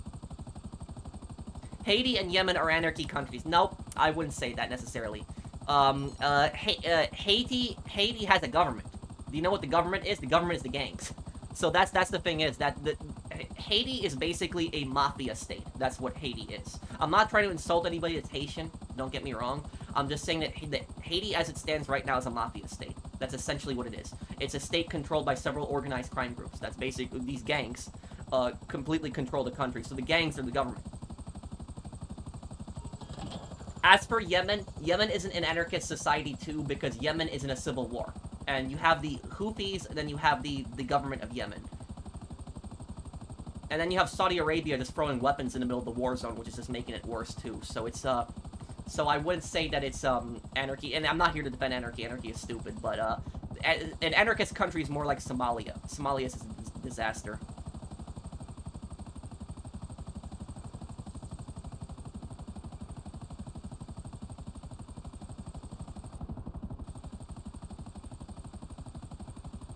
Okay.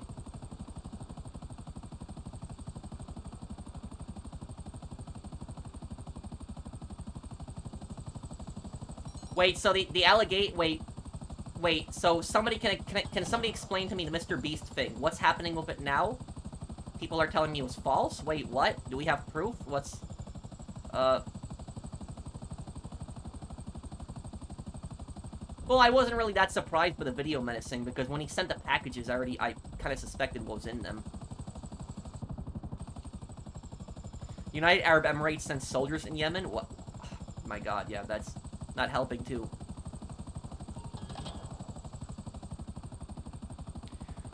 Oh, I know about that, yeah, I know about the Capitol Hill Autonomous Zone, whatever it was. That, I remember that, Mario. Who's the better villain, Mendez or Makarov? I've always liked Makarov better. The original Makarov, not the new Makarov. The new Makarov is stupid. But the old Makarov, I like Mendez too, but or Menendez, but I like Makarov more because Makarov had basically caused this giant world war ultimately. And with Makarov, it always felt like he was one step ahead of everyone.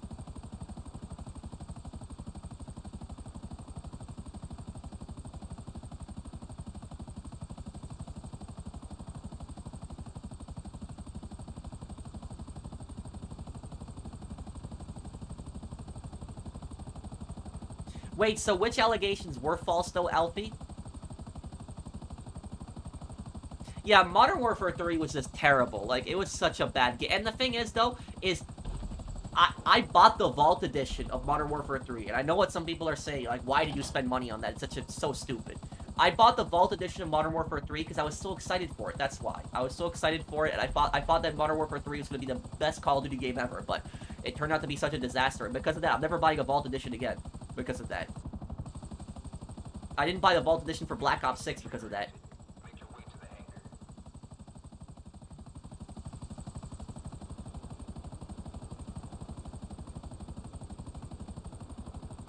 There's a different distinction between anarchy and anarchism. Anarchy is complete chaos, where anarchism is a system without government. Well, you're never going to have a system without government because human nature is somebody's going to want to take power. You know, humans are, you know, greedy. They're going to want to take power. Somebody's always going to want to take power.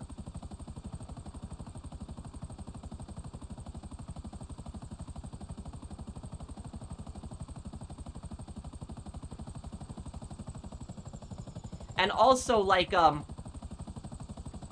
imagine if there was, like, America was, like, anarchy. Like, if America was, like, anarchy, you could have, like, the cartels could, like, come in and, like, conquer parts of, like, New Mexico, Arizona, and Texas. Like, I don't think they could conquer the whole thing. But, like, they could come in and they could, like, conquer huge parts of, like, some of the border states if we had anarchy. So, like, you could have outside forces that could come in and conquer a country when there's anarchy. Do I believe in good and bad karma? I don't know. I kind of believe that if you're a good person, eventually it'll come back to you, and I believe if you're a bad person, it'll eventually come back to you. I don't know if there's anything supernatural about that, but there's that's more what I think about it.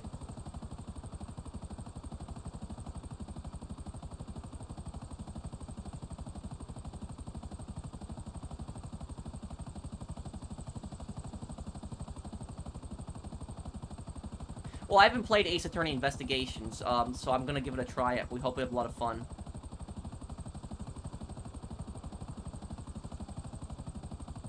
But wait, Alfie, which weren't true? I will do a lore video on Micah eventually, dude. I just don't know when I'll make it. That's like one video, and I think I'll make the Micah lore video next year. Fall, like, next year. Because fall next year, I will do a replay of Red Dead Redemption 2. And when I do a replay of Red Dead Redemption 2, that'll be perfect to make the Micah lore video. But I have, like, a lot of other projects. And next week, I'm gonna have a San Andreas lore video for you guys. That I've been working on. And then later in December, I want to do the Mike Torino lore video, which a lot of people have wanted me to make the Torino lore video for some time. Like, explaining his backstory, who he is, like, and who he's based on, and stuff like that. What is your view on holding grudges? I think that holding grudges can destroy somebody and can cause severe mental health issues because they're constantly obsessing over it. I think the best way to if you're pissed off at somebody, I think the best way to deal with it is just never talk to them again. If you can help it, avoid them. Don't ever talk about them. Just forget them. Just pretend like they're not there. Don't talk to them anymore. And I have always found the do you know what the best revenge is? The best revenge to get back at anybody? Be successful. That is the best revenge that you can get back at anyone. So like somebody pissed you off, did something to you for whatever reason, scammed you, or did something else, and you know this person, the best thing that you can do to really piss them off is to be successful. If you're successful, you're living well. They're not. That's gonna really get to them, and they're gonna think about that, and they're gonna get pissed over that. So that's honestly the I would say the best revenge is to be successful. My birthday's in 8 days. Happy early birthday, Medicine. Will this next DLC be the last? No, it won't, Jacob. There will be the summer DLC will be the last one. Because if this was the last DLC, they would have said it. Unless they say it on the next Newswire post. Thank you for the super chat.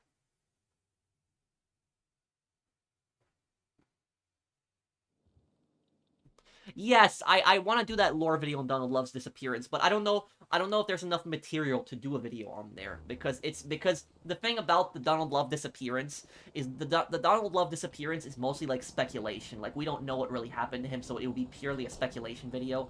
For example, there was one video that I did, a lore video. I did an investigation in one of my lore videos, and one of my lore videos actually found evidence for stuff. And because my lore video was so good, the GTA Wiki actually changed the page because of my lore video was so good. But if you want to know what GTA Wiki changed its page, it was the Deborah page. If you go on the GTA Wiki and you go on the Deborah page and you read the description and Deborah's personality, it's very similar to what my lore video said. So that was updated afterwards, and I don't have a problem with GTA Wiki, saying that. This is just what I found personally. So I'm actually happy that my my lore video managed to even change the GTA Wiki. But basically what I found when I investigated Deborah, what I found about her, is that if you go around her apartment, you can find so many pictures of Deborah. There's pictures of Deborah all over the place, everywhere Deborah. But you never see one picture of Floyd in the apartment. And that right there, including that giant picture of Deborah that Trevor destroys, that shows that she's a narcissist. Because who has that many pictures of themselves all over the place? And this giant picture of themselves over the fireplace. It's all about Deborah. It's all about her, not about Floyd. She doesn't like Floyd. She's just using him. She's manipulating him. And the reason that she's with Floyd in the first place, even though she doesn't love him, is because she's manipulating him. Basically, she's making him pay the bills, making him do the groceries. She doesn't like him, and at the same time, she's cheating on him. She's cheating on him with Bob. And so I examined all those cutscenes. And there's a rare scene that you can get in Deborah's condo. Before Trevor kills Deborah and Floyd, there's a really rare scene that you can get where Deborah will Floyd will call Deborah and she's at a party, and then Deborah will say something like Floyd will say something like, "I know you can't acknowledge me," or something like that, or "You can't say that you love me, but I still love you." He says something like that. So Deborah won't even say that she loves him on the phone. And I put that, and that was included in the updated page in the GTA Wiki. So Deborah was just using Floyd all along, and she's a narcissist. She doesn't have one picture of him. Also, another thing that I found about Deborah is that Deborah, if you go into Deborah's bedroom, you can find a book called Chains of Intimacy. And Chains of Intimacy, it's like a parody of a romantic, romantic sex story. And what basically the premise in it is, it's this woman who cheats on her husband and dates this rich guy. That's apparently what the premise of the story is. And she's reading that right next to her bedstand. And not only that, but if you notice, Floyd and Deborah sleep in separate bedrooms. So they're not sleeping in the exact same room. And so there's these signs that you can see that they're not in a very happy relationship. And that book is heavily implying that she's cheating on him. And there's a picture of this guy on the fridge. It's a picture of a single guy. And that guy is probably Bob. That's the guy who's she has a picture of some random guy in her fridge. It's probably Bob. We never have confirmed whether that's Bob or not, but it's most likely Bob. And here's the thing is, when Amanda moves out, leaves Michael, you can find that exact same book, Chains of Intimacy, in the house. But when Amanda actually returns to Michael and they're in a happy relationship again, that book disappears from the house. It's not in the house anymore. And so that book is basically symbolizing cheating. That it's an unhappy relationship. but the book never disappears with Floyd and Deborah because of the fact that Trevor kills them afterwards.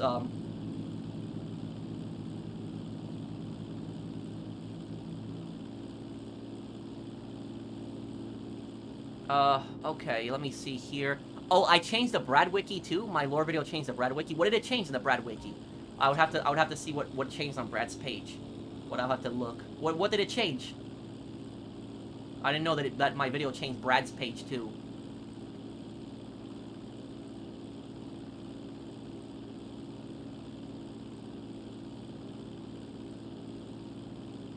Well, Rapture from BioShock is a perfect example of like a libertarian utopia, but it ended in disaster.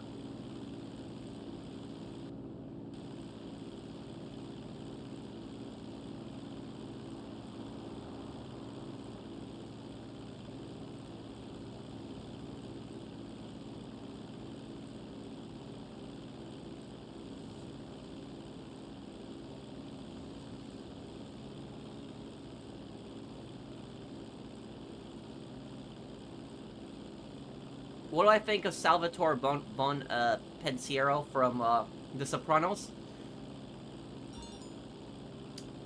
He was basically torn of what to do. If he went to prison, he would never get to see his wife and his family again. But he wouldn't be betraying Tony. But if he betrays Tony, he'd probably get to see his children and his wife again. But he'd be betraying his best friend. So he was in a bad place. Do I watch Formula 1? Not really.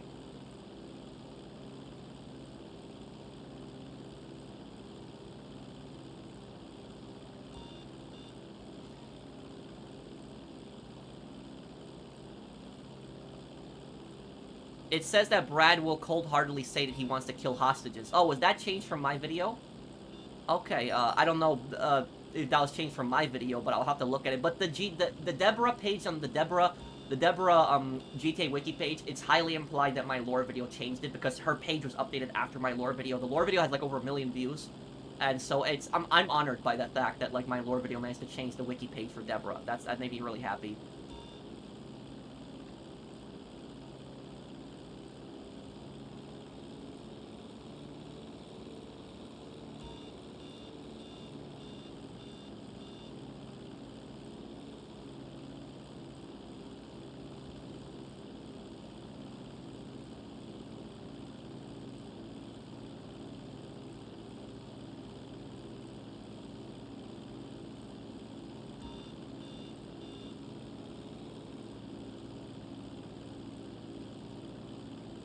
Okay, here we go.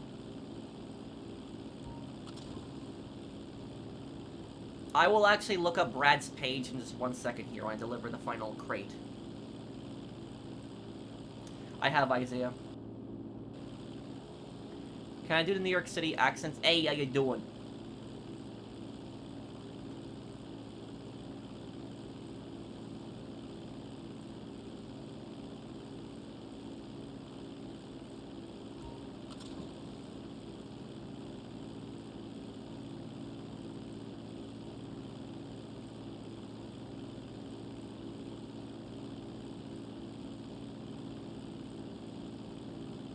I will have to look up this Mr. Beast stuff that's happening right now.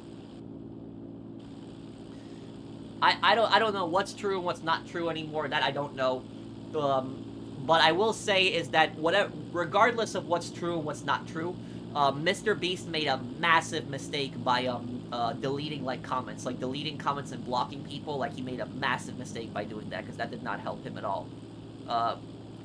So I don't know what's true and what's not true anymore. People are telling me that it was false. I don't know. I'd have to look this up now. It's crazy how Hollywood can't tell the difference between psychopathy, sociopath, and psychosis. Yeah.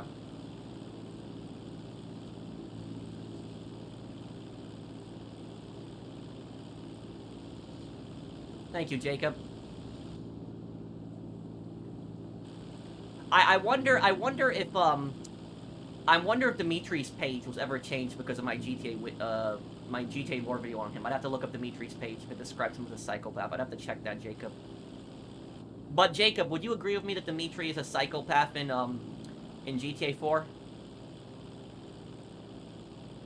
Because he shows no empathy towards anyone. Oh, if the cops attack you in this mission, what basically happens is you just lose the cops. Okay, let me look up the Brad lore video. Let's look up Brad. Let's see, what was changed? Brad GTA Wiki. Let's see, was there anything changed because of my lore video? Let me look up.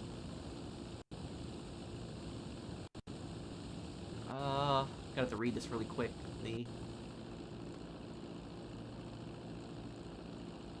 Brad was disliked by both Michael and Lester. I don't know if that was changed beforehand or not. A lot of people don't know that both Lester and Michael hated him.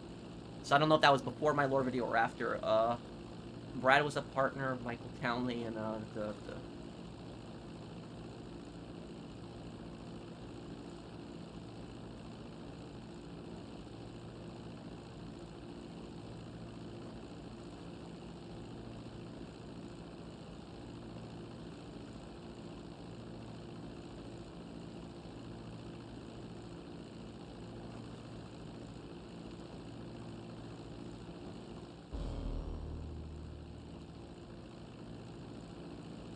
when hanging out, that Michael and Trevor say that Brad was, an asshole. That is, I don't know if that's new.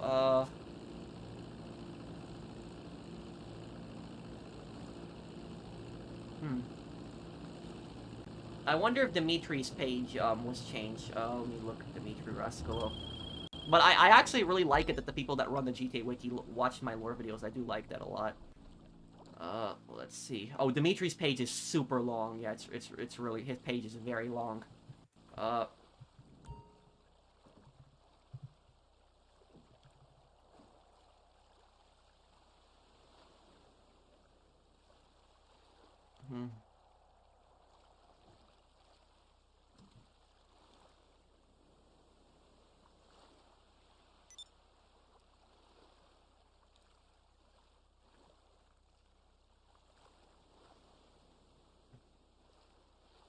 I'd have to read all of this. Dimitri's page is very long. Yep.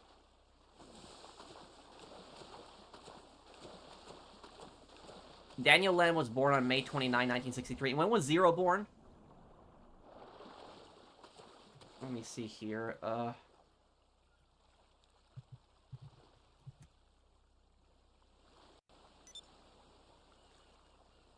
Zero was born in 1964. You know, I'm gonna...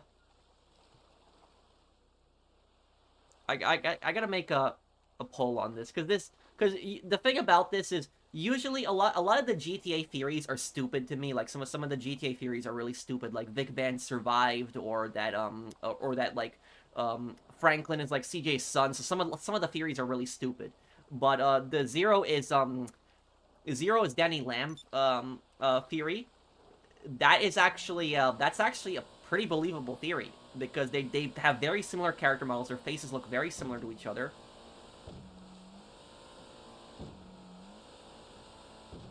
They're both from San Fierro. They're both born at the same time. They're both of the same age. They're both heavily into technology. You know, Daniel Lamb is a scientist, and Zero is like a gadget guy. And so what do you guys think? Do you guys think that Zero is actually Daniel Lamb in Manhunt 2 or not?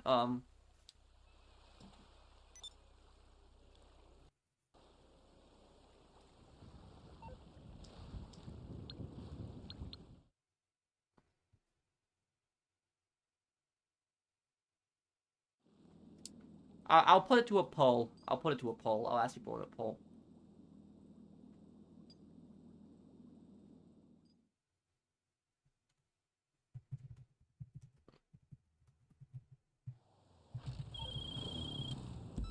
I was just thinking, what is, like, the most important thing? Privacy, right? Like, I can buy a butt plug online and no one has to know. And if you can do it for dildos, we should do it for acid. That's our next move. Just go to the drop points and hide the packages for the clients. They'll pick it up from there.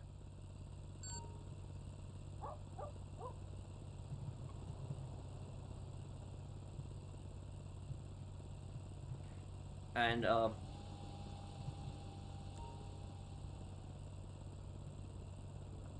I will,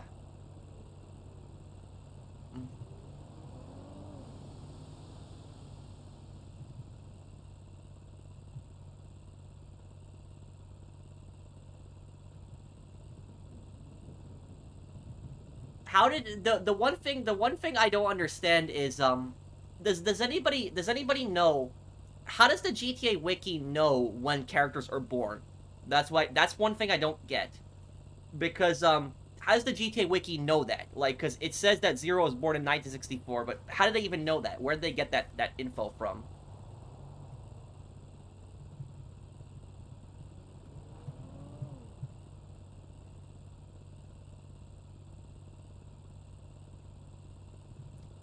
I'm gonna put the poll out right now, guys. So you guys can vote in it if what you think.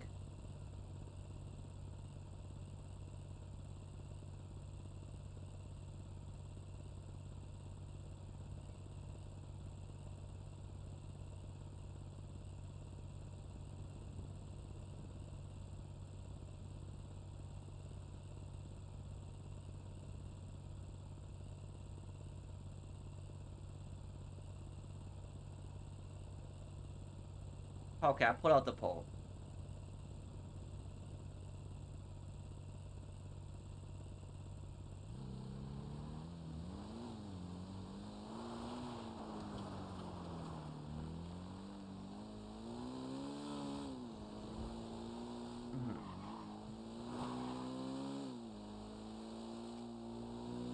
Oh, Zero says he's 28 in supply lines. You're right, Alfie. Yeah, you're right. I forgot about that. Yes.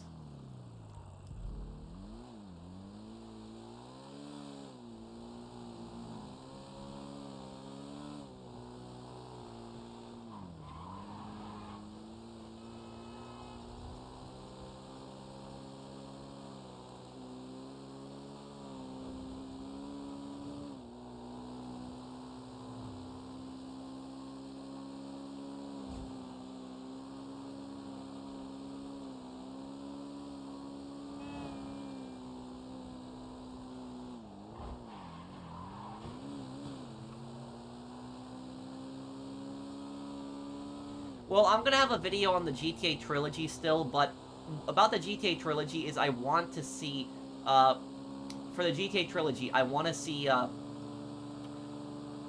two-player update that was in the original San Andreas, because it was in the original one. They gotta add it to the definitive edition. If you were a mob boss and you had the chance to get rid of one of your members, who would it be, Richie, April, or Ralphie? Richie. Easily Richie. Richie's easily get rid of him. Because Richie is power hungry. Richie's gonna plot behind your back and try to get rid of you. Ralph is a total piece of crap, but as long as you keep Ralph happy, he's not gonna plot against you. Do you cook food? Not really. A lot of times I order food, and if I do cook food, it's very simple food to cook. Something very simple. I will tell you though. I will tell you though that that the one recipe that I've gotten pretty good at cooking is quesadillas. So quesadillas, I've gotten pretty good at cooking them, and because I've eaten quesadillas so many times, and the reason that I like quesadillas so much is because quesadillas are great because you can put really anything you want in them. So like when you're cooking them, you can put anything you want in them. So that's why I like them so much, because you can really combine it with anything. So like anything you want, you can put in it.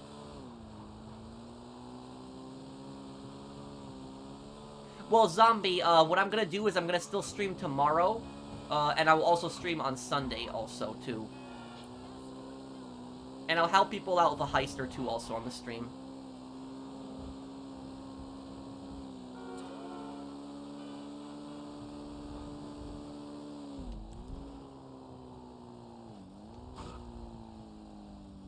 I got B. I'm gonna get B then. Or E. I can get E and B, yeah. E and B.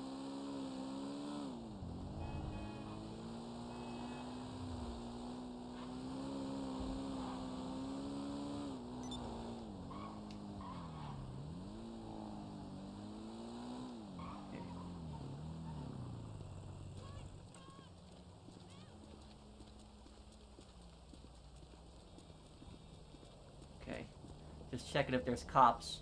The undercover cops you can find, they will have a holster on, so like they're sometimes hiding in the crowd. Okay. It's supposed to get really cold tonight. Like I'm gonna kill myself. Really? There we go. Think so?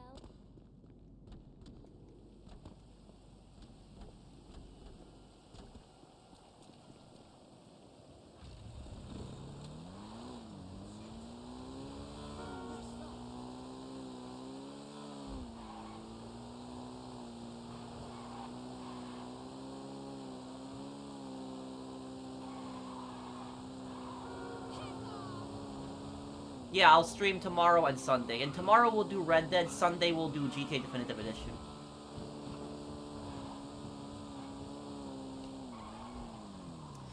Let's take a look at the poll. Let's see, what are people saying?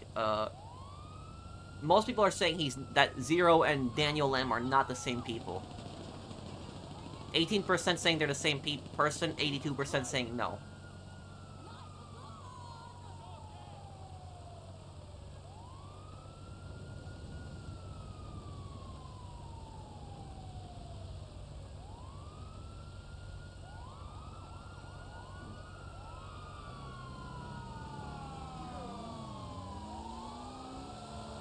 I listen to all kinds of music, Jacob. No, I haven't really listened to them. I listened to Sabaton, if that counts a lot. I like some of Sabaton's music.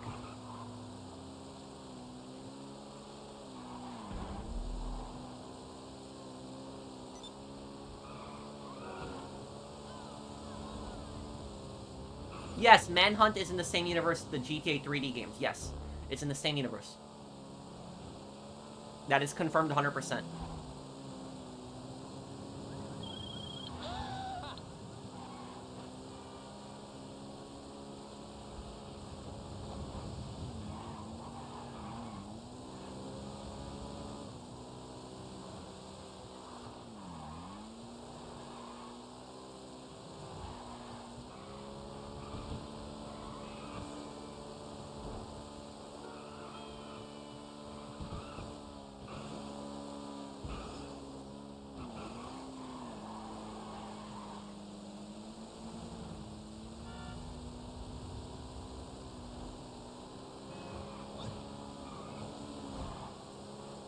That's power metal? Oh, I don't know the music then, Jacob.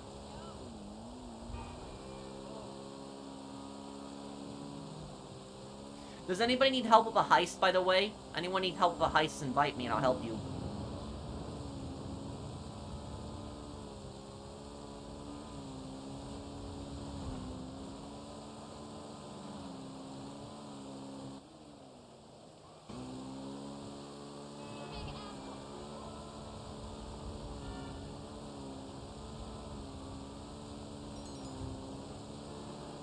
Oh, you need to sell your MC? Okay, let's do it then, Brandon. Invite me.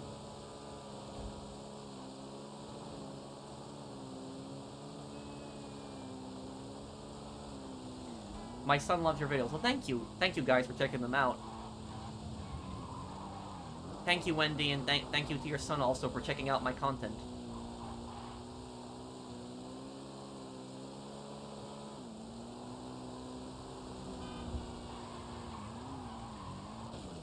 Ow. Who's that menacing? Fuck,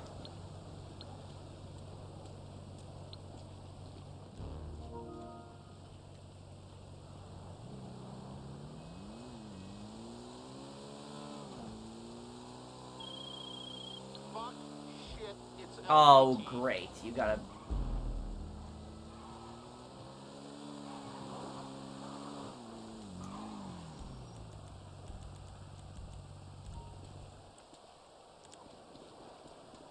When's the next San Andreas video? Right after the stream today. Yes, this is PS5. Well, yeah, PS5.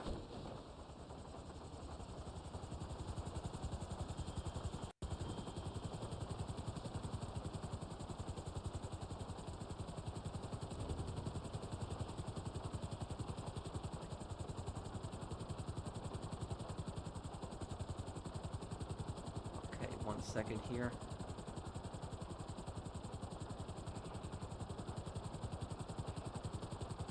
Okay. me get on over there.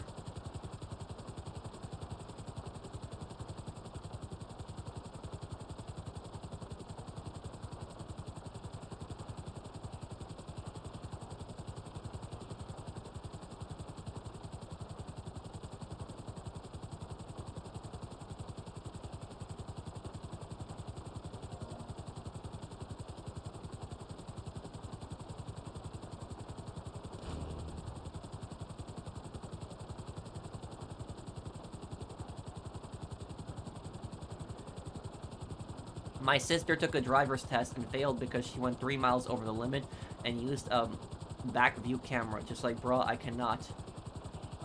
Thank you, Chrysland, for the super chat. What I will say about that is, when you're in a driving test, probably best to go 10 miles under the speed limit. You don't want to go super slow to piss off the instructor, but probably 10 miles under the speed limit is probably the best thing to do. But about the backup camera, you have to... People have to learn how to use it without the backup camera, because not every car is going to have that. Backup cameras are very helpful, but... Yeah, I mean, what do you think of it, Chrysler?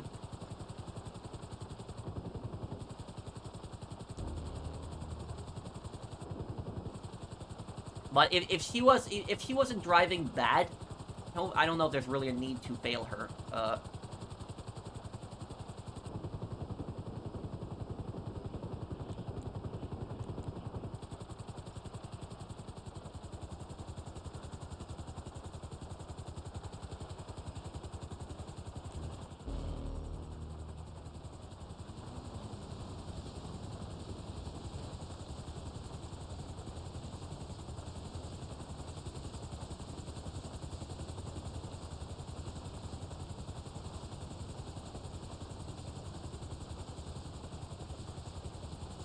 Well, hi, Alfie. Yeah, it's a little hard for me to read every comment, Jordan, but I'm, not ignoring anyone. Oh, wait, True to Kaiser. Yep. Had a lot of fun with that, that Fallout event. A lot of fun there.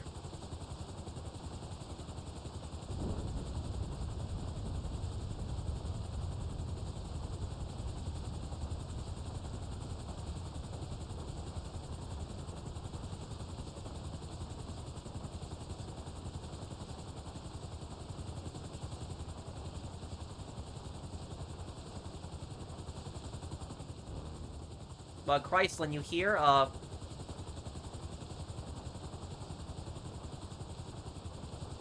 Well, I can't look at it now, Thomas. I can look at it later, and then I can tell you in the next stream what I think.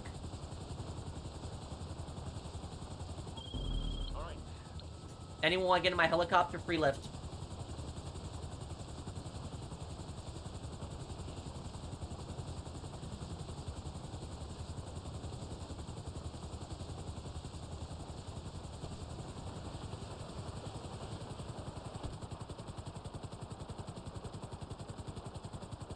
My sister was bitter about it. The 3 miles over the limits were considered too fast. Most cars these days have cameras, but I feel like as long as you drive safely, then you should pass. Yeah, I would agree with you, but still, it's best to drive 10 miles under the speed limit, Chrysler. That's probably better. Like it leaves a better impression on the instructor.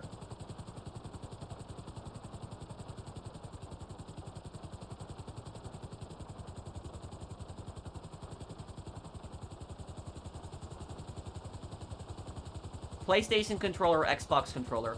The best controller, I will say, Xbox. Xbox, the Elite Series controller, is better than the PlayStation controllers. Even the DualSense Edge, I would say that too. And I know some people might be surprised for me to say this because I'm mainly a PlayStation gamer, but here's the thing.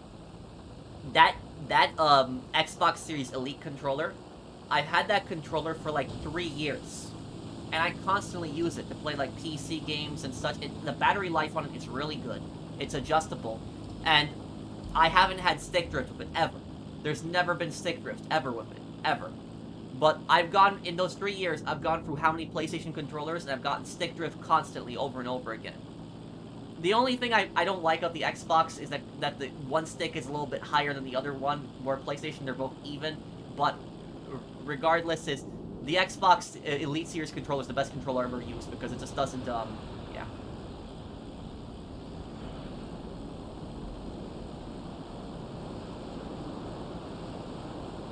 Brandon, how many businesses do you have to sell?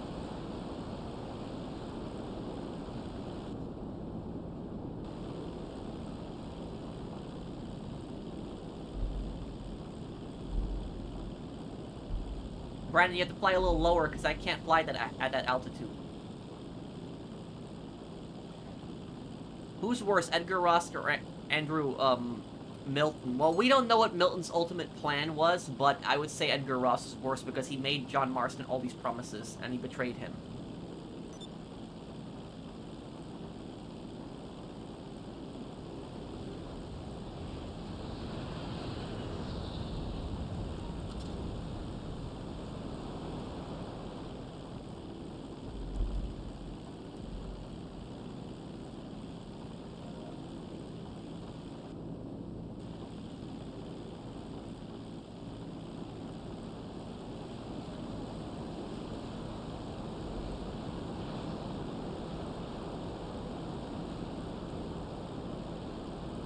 But does anybody know why the Xbox Series Elite controller doesn't have any stick drift? Is it just built differently or something like that? Because I used that controller for 3 years and I've never had stick drift. Oh, Brandon just crashed.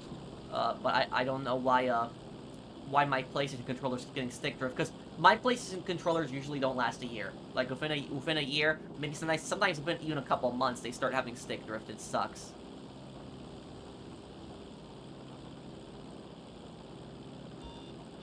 Stick drift is basically when you move the stick and it doesn't move in the direction that you want it to, or it moves too much in one direction.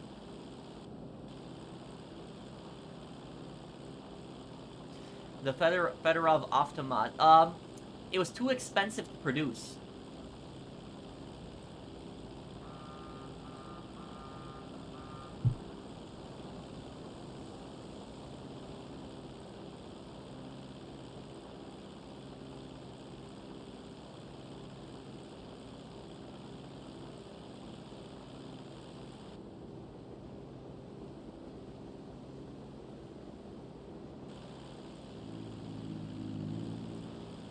Do you consider Edgar Ross a narcissist or a sociopath? Both.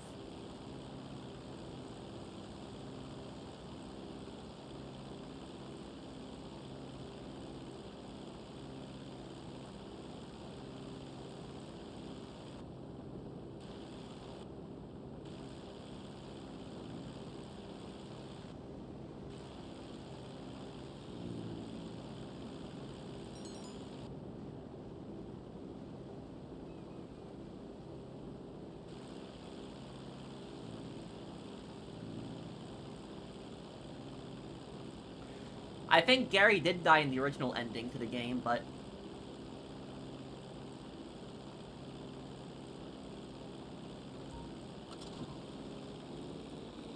Well, being married to such an evil man, she's actually a very compassionate person, Agent Reaper. Elena Faustin. I felt bad for her, though. I did feel bad for her.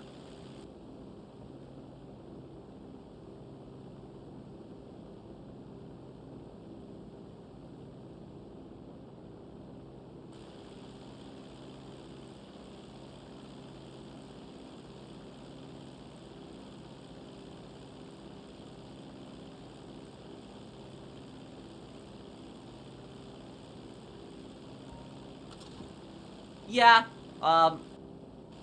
yeah, you can, but somehow make sure you read the reviews in all the hotels before you go there, zombie. Yeah, Mikhail wasn't always like that, but do you know what changed Mikhail? It was Dmitri. Dmitri changed him.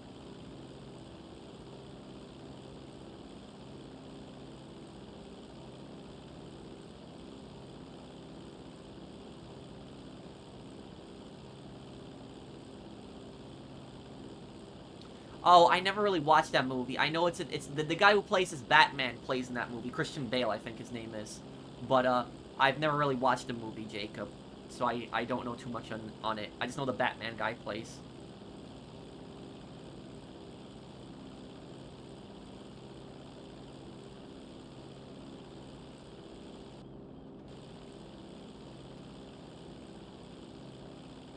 You know what I would like to see, though? I would like to see them make a GTA 4 Stories game. Like, you know how they made the Liberty City Stories and Vice City Stories games? I really hope they bring that back and make, like, GTA, you know, GTA 4 Stories and GTA 5 Stories, and we could revisit these maps, but, like, in the past. You know, I'd like to see something like that. But about it is, I did a poll asking people what character they would want to play as in GTA 4 Stories in the past, and the character that got the most votes, it was like 70% of the votes, was Dwayne. Dwayne was voted as like the character that people wanted to play as in the 1990s in a GTA 4 Stories game. So like, and I can understand why Dwayne was the most popular character because he like ran a really big crack empire, and so he would have been pretty powerful guy in the 1990s. Oh, what the hell? Come on.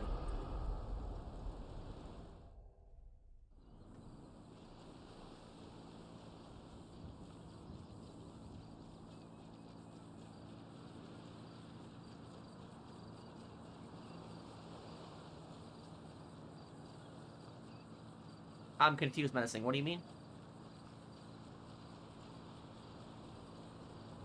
Yeah, the episodes from Liberty City were great. But unfortunately, I don't think we'll ever see another episodes from Liberty City, something like that again. We'll never see it. You know, Rockstar is so obsessed with the online. And the thing is, we were supposed to get episodes from Liberty City, but in GTA 5. We were supposed to get a story DLC. But it was the GTA Online that killed it.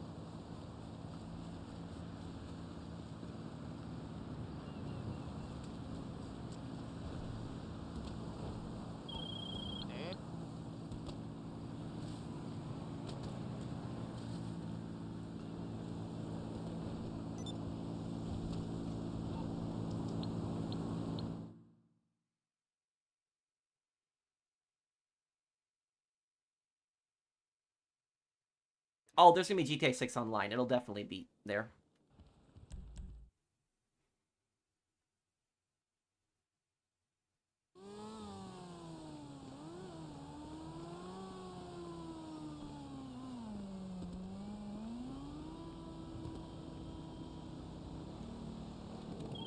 You're a biker.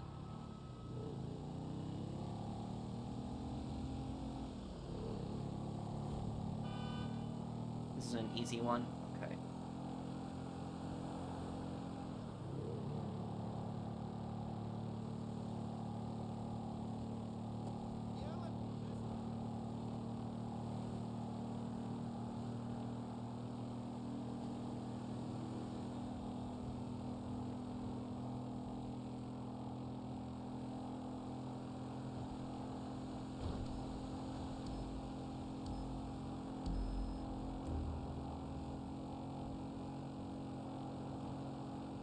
If San Andreas got a prequel titled San Andreas Stories, who do you want to play as?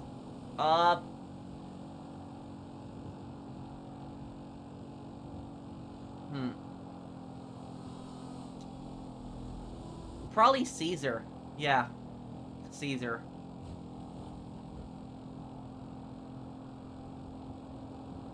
Thank you, Jacob, for the super... Yeah, Caesar, I think, would make a good choice to play as.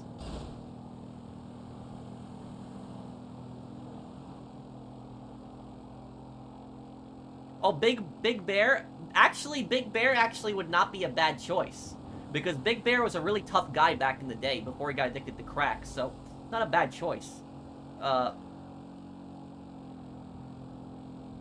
You just don't get it, do you, Carl? I gotta go check on things in the hood.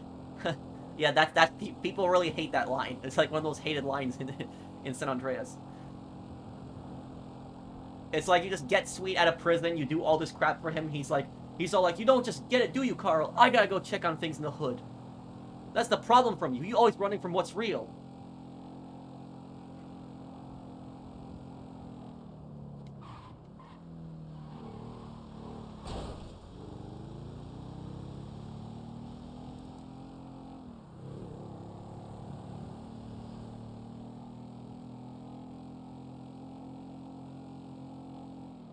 I'll look into it, Stratos. I don't even know what Sweet means by what's real. What's that CJ's running from what's real. I don't even know what he means by that line. What I will say about Sweet though is I kind of understand him to a degree though, because Sweet has that same attitude that like a lot of people. There's a lot of people in Poland that are just like Sweet in my parents' country, and there are people who like grow up in these poor villages in Poland, and the way the villagers look at it is they look at it that you grow up in the village, you die in the village. That's the way they look at it. And so, like, if somebody, like, a young guy, like, leaves the village and, like, tries to make a name for themselves, tries to, like, go to a city or someplace else to, like, get a better career, build a business, something else, the people in the village will, like, look down on that person like they're a traitor. They're like, oh, they left the village. They betrayed the village. Like, they're, they abandoned us. So, like, that's the way that they look at it, and that's the way that Sweet looks at it. And there's actually people in the hood that actually feel like that. They feel like that like, if you leave the hood, that you're supposed to, live in the hood, you die in the hood, that, like, if you leave the hood, that, like, you're betraying the hood, you're betraying your friends, you're selling out. That's basically what people look at it as, and so that's the attitude that Sweet has.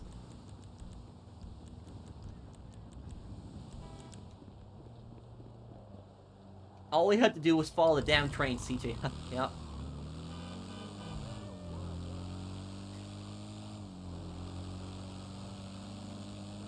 Well, the farms in Serbia are no different. Yeah, and I understand also, Luca, because it's in a lot of Slavic countries, it's like that, especially in the villages, that that people are very, like, people can be very toxic if you leave the villages.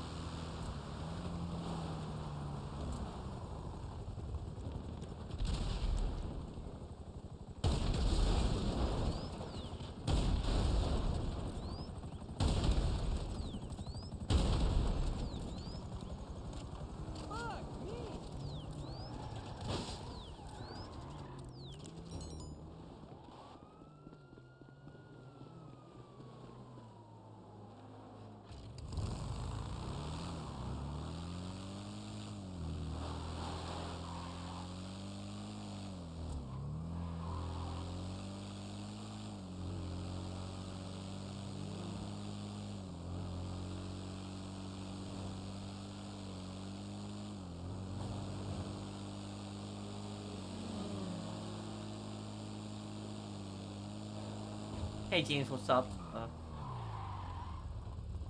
Oh, Toxic's got it, okay. I missed a milestone? Oh, wait, I'm sorry, let me look. Oh, I'm sorry, Boostio, I'm sorry. I didn't see your post earlier. How long do you think Rockstar's roadmap for GTA 6 is? Unlike GTA 5, they're expecting this online to be popular and ready to make money off it. I don't think we're... Here's the thing is, guys.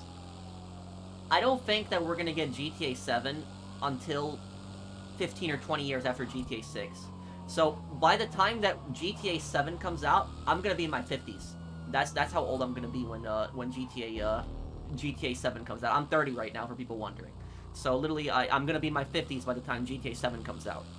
So this is it. This GTA game, you're not gonna see another one for decades. The amount of time they took to develop this game, like just GTA 6 alone, the next game after this, it's gonna take you, like, 20 years.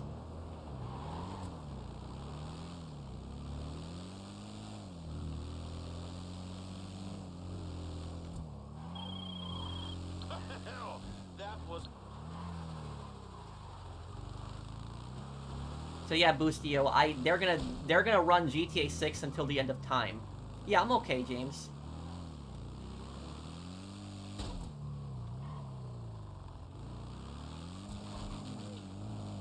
I made a really funny poll once. I asked people what has more of a chance of happening, and the choice was Rockstar makes a new update for Reddit Online, or the sun burns out. And, like, most of the people voted for the sun burning out.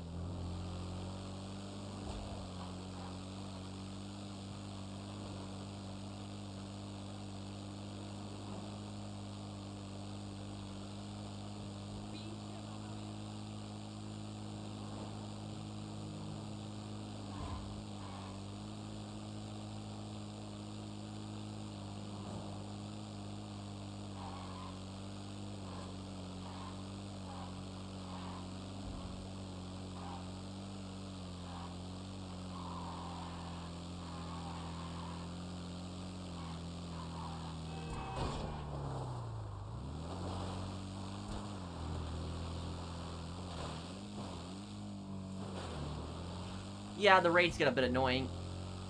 Yeah, that was a funny poll we did, too.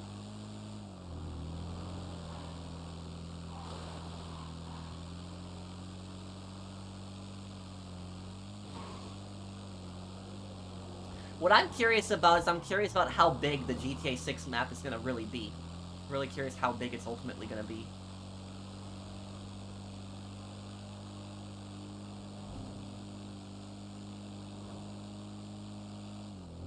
But good news is, guys, is we probably will see Red Dead Redemption 3 before GTA 7. So that's so...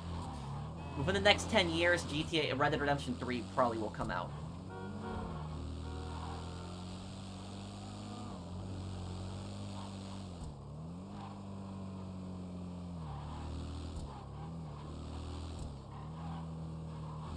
I would like to see a new Manhunt game. I'd like to see that. You guys got me into Manhunt because I never played Manhunt before this, and you guys kept telling me to play Manhunt, and I played both of them. And I'd like to see like a third game now.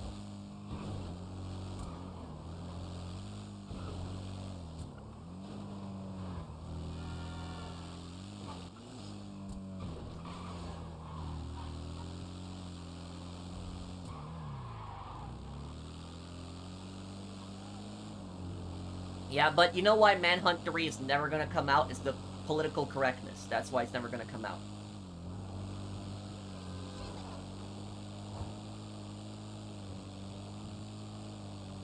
Jesus!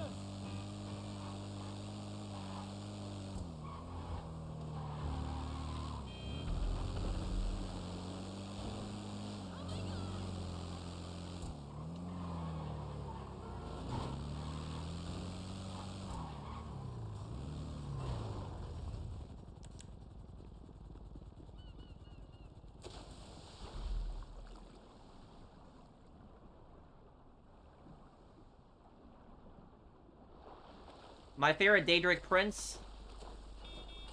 Her scene.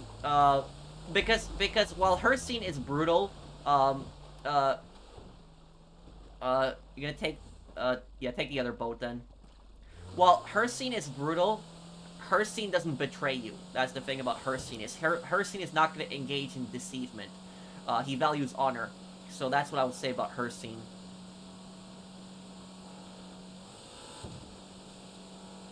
What's your question?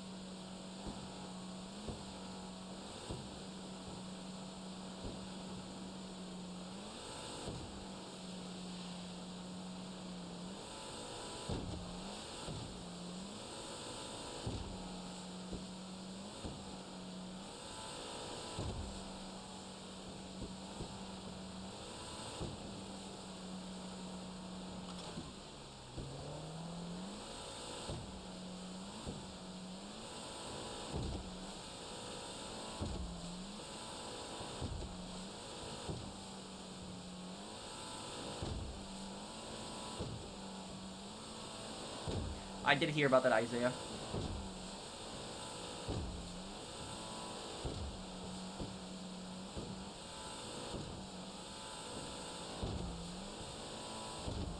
What's the worst thing Roy Earl did? Just the corruption. He looked the other way for probably a lot of murders.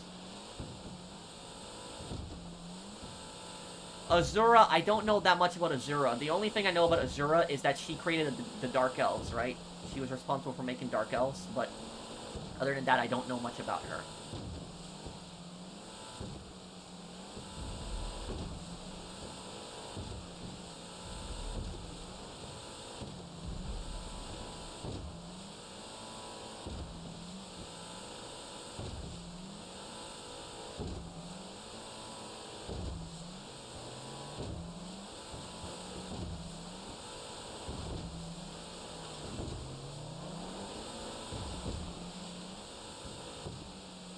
You know what you know what I've always been really curious about, in the Elder Scrolls world, is I was always really curious about what the Dark Brotherhood afterlife is like, because they call it the Void, but I was always really curious what the afterlife actually is like what it's like. I've always been generally curious on that. Maybe they'll show it in the next Elder Scrolls game, because we've seen, like, Cold Harbor, we've seen Oblivion, We've seen, what was it, Stavangard. So hopefully we get to see the Void in the next game. Like, we actually get to see what it looks like.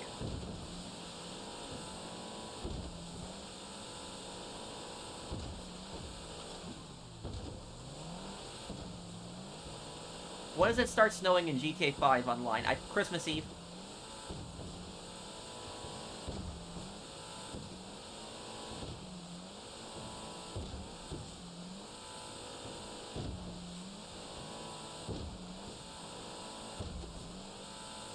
The thing that I'm curious about is, I know that in Dark Brotherhood lore, whoever the Dark Brotherhood kills automatically gets taken to the Void, even if they're a good person. And anybody that betrays the Dark Brotherhood also gets taken to the Void. But I wonder what happens to loyal Dark Brotherhood members, like members who are loyal to Sifis. I wonder what their reward is like in the afterlife, like what their life is like. That's what I'm curious on. So like the listeners and like the speakers and all the assassins who have been loyal to Sifis and never betrayed him, I wonder what their afterlife is like.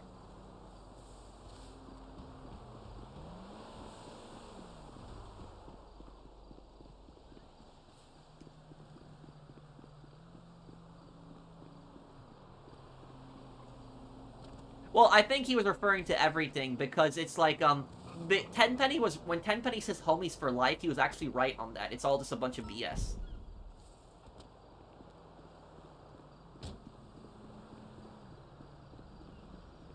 No, I didn't, Zombie Fanatic.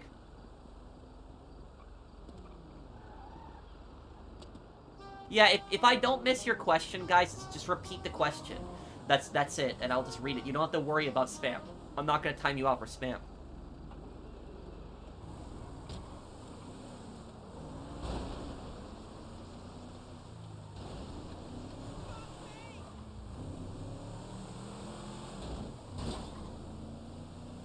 I don't know yet, Hustler.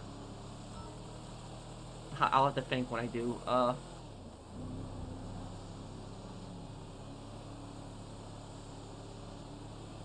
Yeah, we could maybe one day. That's like, what kind of podcast do you do?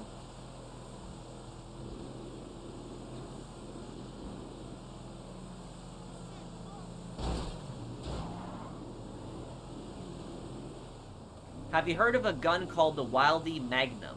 No, I haven't. Let me actually Google this gun. You closed that deal, all right. Wiring the funds right away. LJC out.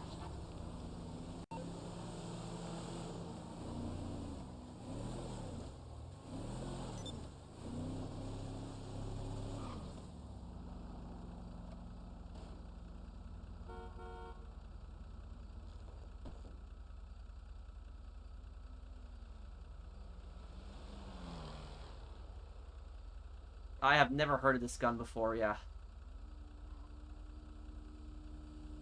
I've actually never even heard of the cartridge. 475 Wadley Magnum? What the hell is that? I've never even heard of this cartridge. It's designed to be a hunting round?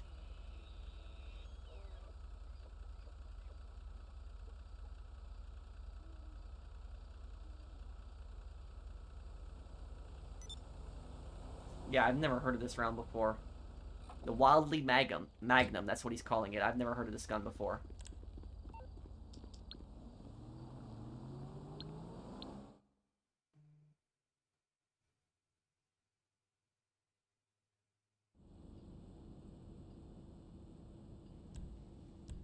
Well, Shagogorov isn't really evil.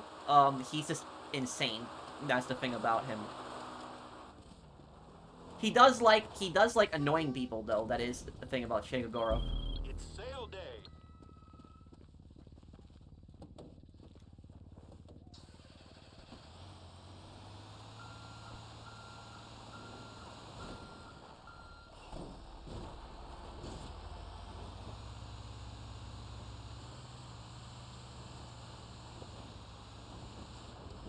Oh, maybe another time, Mark. I'm just helping Brandon with his businesses.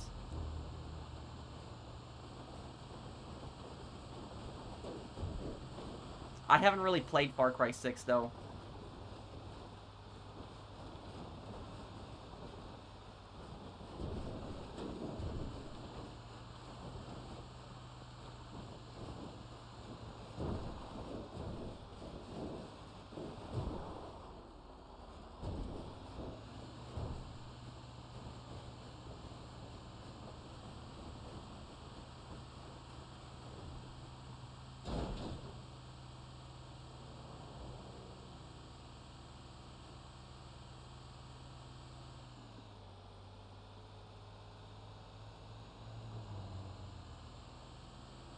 Yeah, I could make more videos annoying scammers.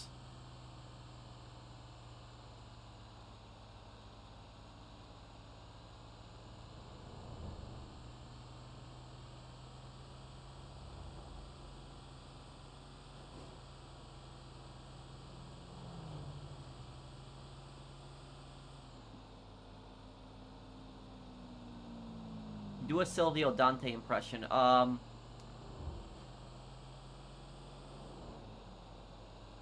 I just have to think. I have to think about a line he says. I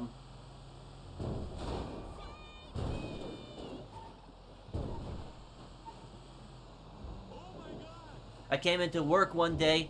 Your head was in the toilet. Disgusting. That's more of what I remember that line that he said. That's one of his funniest lines too.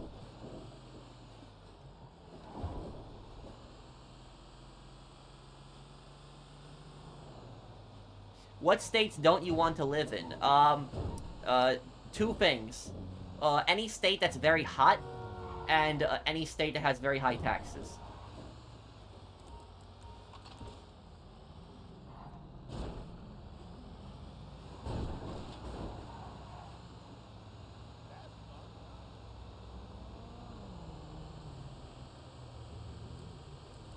There's also this one is, I said my piece, Chrissy. That one too. Are you gonna make a video on Reddit Online being broken? What happened with Reddit Online now? Did something else happen?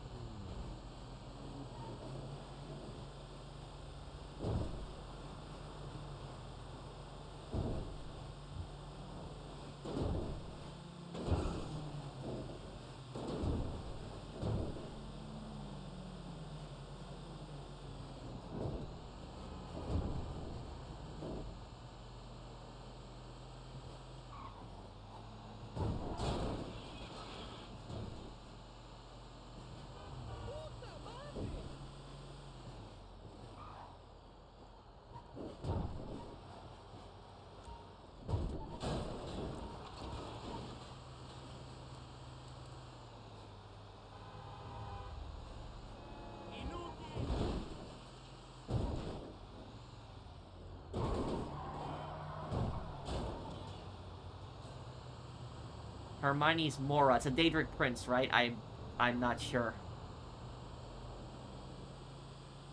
Yeah, GTA 4 is my favorite GTA game. Favorite game of 2003? I have to think what came out in 2003.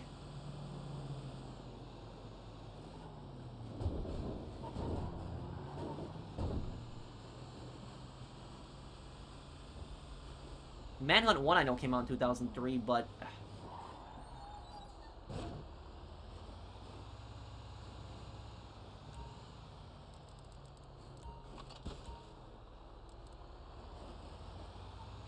Call of Duty Classic, right, that came out in 2003 too.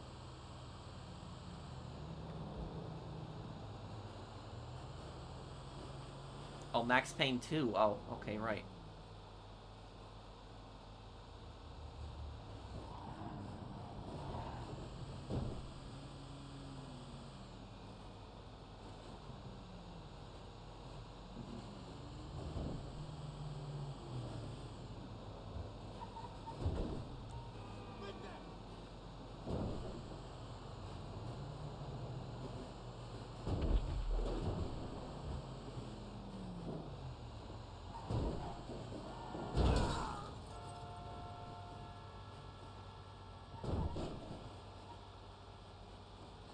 Oh, Rising Sun. Rising Sun came out in that one, too. Rising Sun was a good one.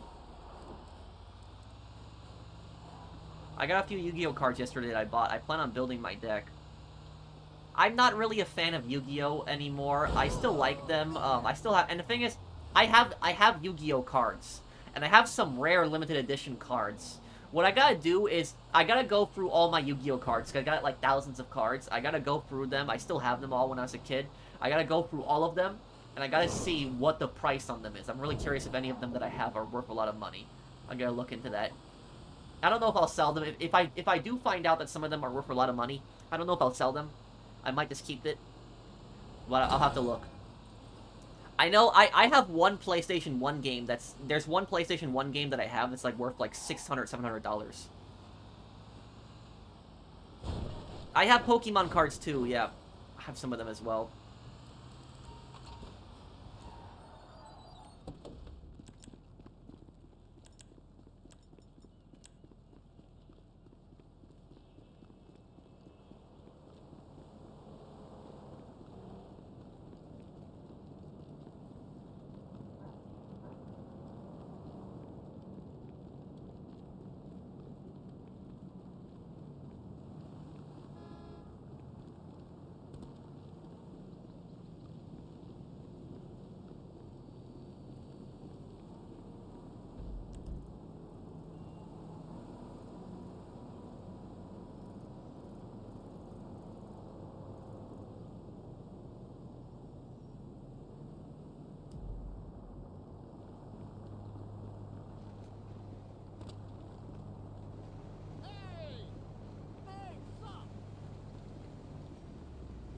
Yeah, I'll play the other Metal Gear games too.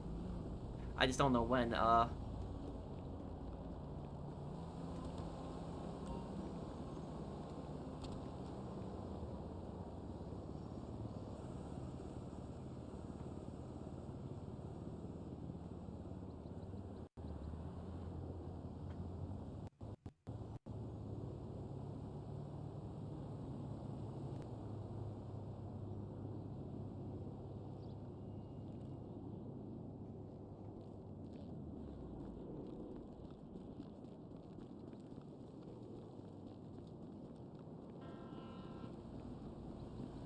I don't know on that. If Gary ended up dead at the end of Bully, that's a good question. What would have happened?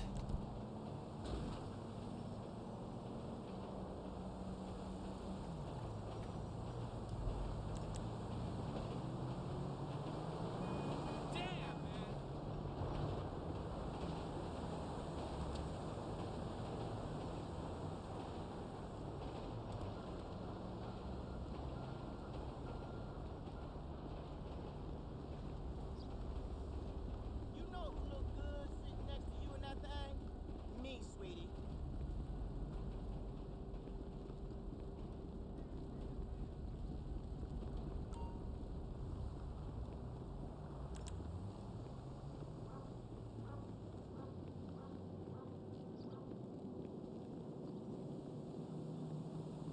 Was Napoleon II bad?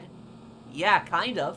He invaded Mexico. He tried to conquer Mexico, and yeah, he suspended the Constitution. The French Constitution. He overthrew the government in a coup.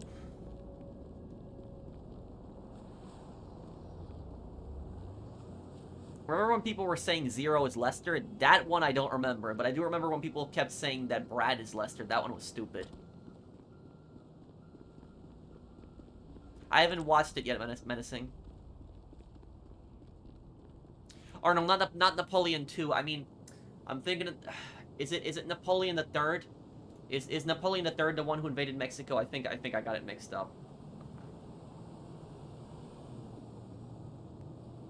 Let me look this up here. Yeah, it was Napoleon III who invaded Mexico, not Napoleon II. I messed it up. I actually don't really know anything about Napoleon II.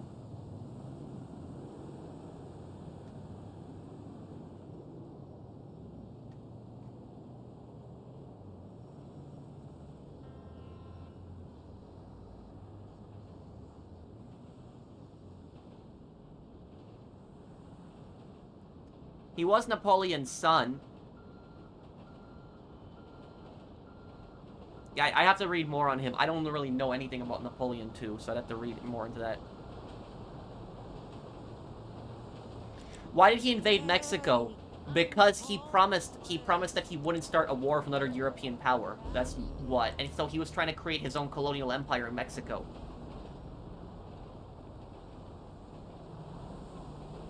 What people don't know is that in the 1860s, all of North America was engulfed in civil war too. So North America was completely engulfed in war. In America, the Civil War was happening, and in Mexico was the French invasion of Mexico. And the French also had their own puppet Mexican army. So it was kind of a civil war as well too. So it was like all of North America was just a engulfed in war at that time. Like the American and the thing is, it's usually the other way around, where for the most part North America was usually not engulfed as much in war, and Europe is engulfed in war. But that time it was all of North America that was engulfed in war.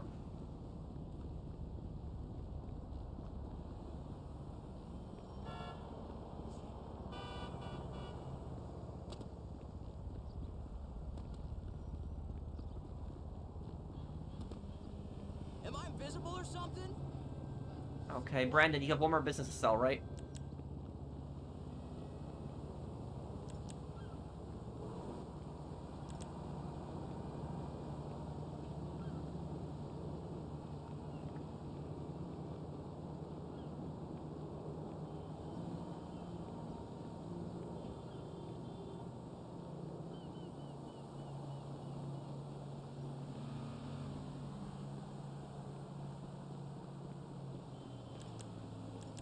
I could, but I want to get something to eat first, Jam, and then I could probably talk to you a little bit later. What's going on, Brandon?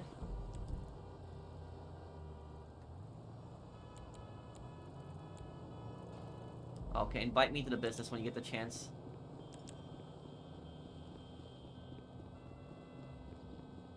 Oh, I don't know yet, Ant-Man, that I don't know.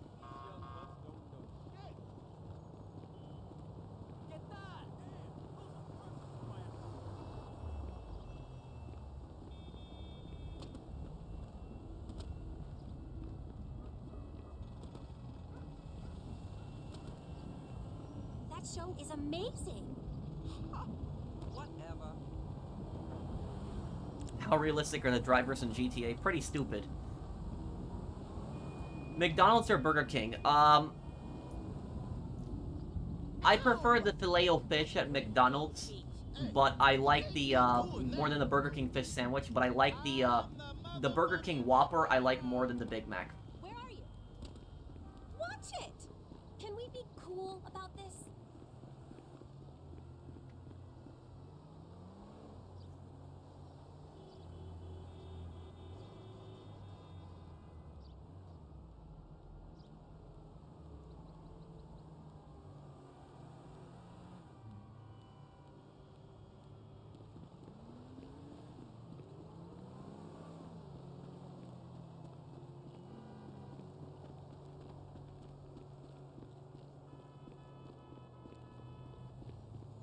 You stated my exact preference for McDonald's and Burger King. Yep.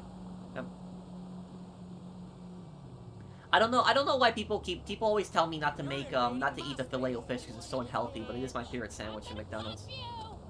Can you spare a little? Not to make this political, but what's the difference between socialism and communism? Well, communism is a classless society with, communism is a classless, paperless society, really, where the government really owns everything. Socialism has some markets to it, so people can still make money, and there still are classes in socialism, but that's the basic idea of it.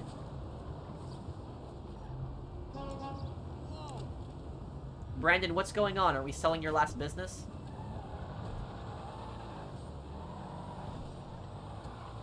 San Andreas. I will have the next part of San Andreas right after the stream. So, like, give me, like, 10 or 15 minutes after the stream, and I'll have the next part of San Andreas up.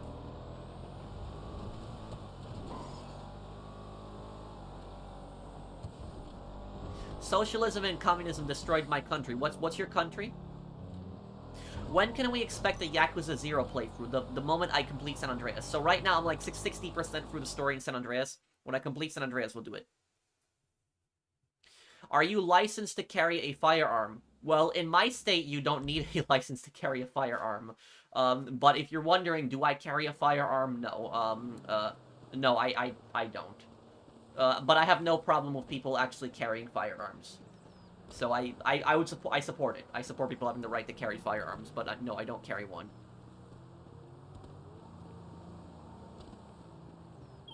So, Oh no, can somebody else please do this one? I don't want to rage in this one. You know, screw it. I'll just toughen it out. It's just this one. Romania. Well, I will tell you, though, is that, communism has destroyed my parents' country of Poland also, so, Poland, my parents' country, isn't very far from your country also, and you know, my parents' country and your country's both been destroyed by communism.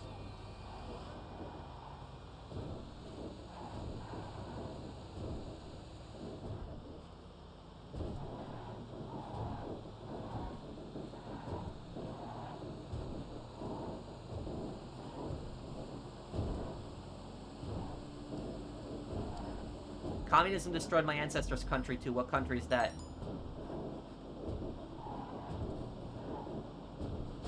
No, Spanish Empire was very evil. Oh crap! Yeah, this mission is so annoying. I never had a salad from McDonald's. I don't think I've ever had a salad from McDonald's. Yeah. What state do you live in? Texas or Florida? No, I live in the Upper Midwest.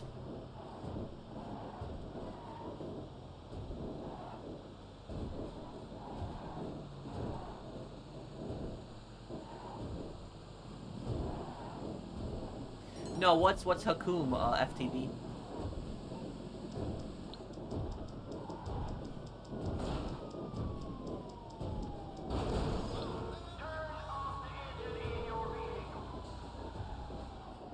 I'm guessing you don't want a back rub.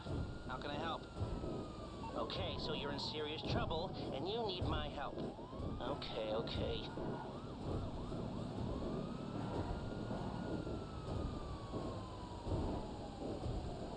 This is extremely annoying to drive because it keeps going other ways too. Oh, great. Police again. What's your question, Guildhead?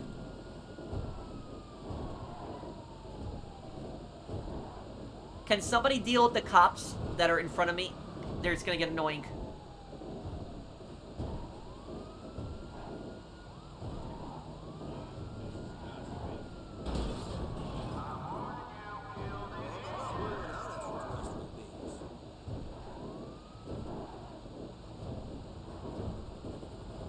Why was Enver Hoxha such a paranoid wreck? Because he was a Stalinist.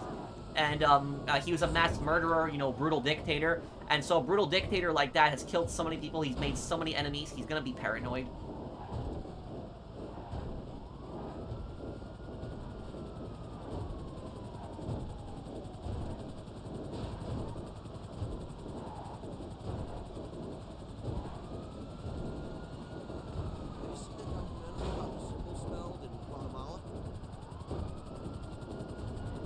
Russia, oh yeah. Communism really damaged Russia.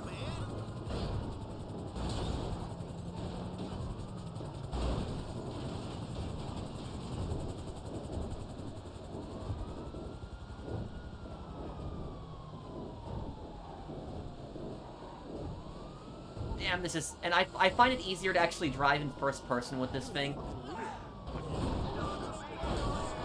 Crap.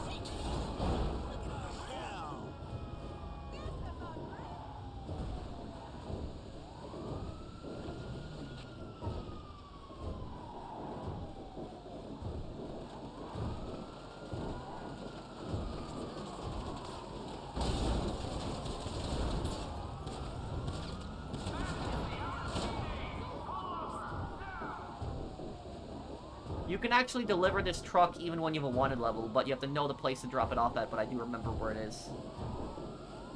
Man, I'm almost there, but this is... Oh my god, this is annoying. Oh my god, this drive. Oh.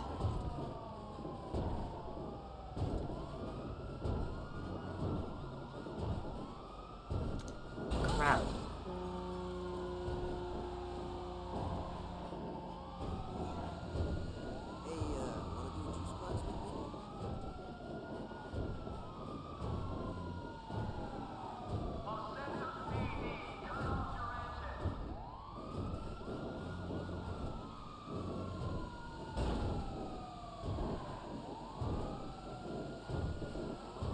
I'm almost there, I'm close. I'm almost there.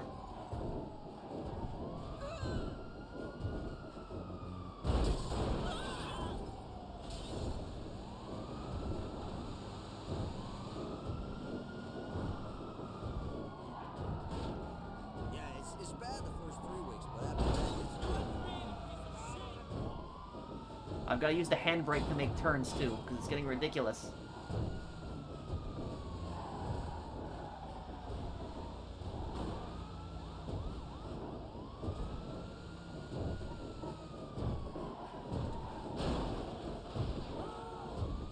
Almost there. Crap.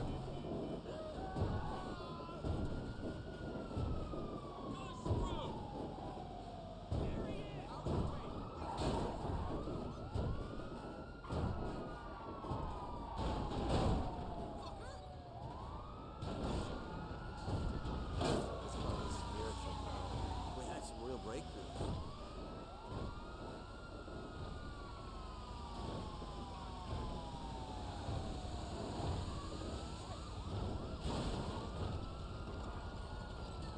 Is this it?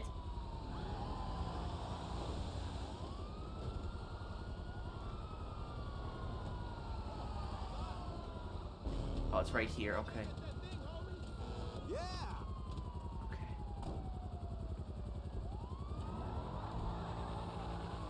I thought you were gonna drop the Dead Rising lore video. I still am, Owen. I am. And I'm gonna have the video on the Dead Rising censorship coming out, too. But I got busy with just so many things, and then there was my Vegas trip, Owen. But are you cool waiting for it, Owen? Because the Dead Rising lore video might come out later in December. That's when it's probably gonna come out. But I do want to make that one. Damn it. I knew we should have paid. Oh, are we getting raided again? Great. Oh, great. Oh, here we go. At least we're close by. What would you say to a person who would tell you to go back to Poland? Then they're just stupid. It's a dumb thing to say. I was born here. My country is America.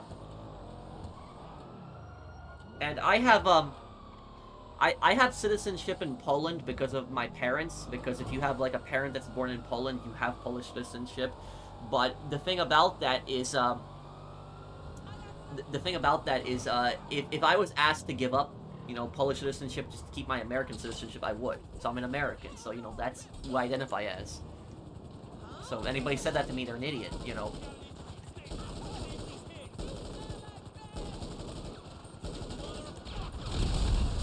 Nice, okay.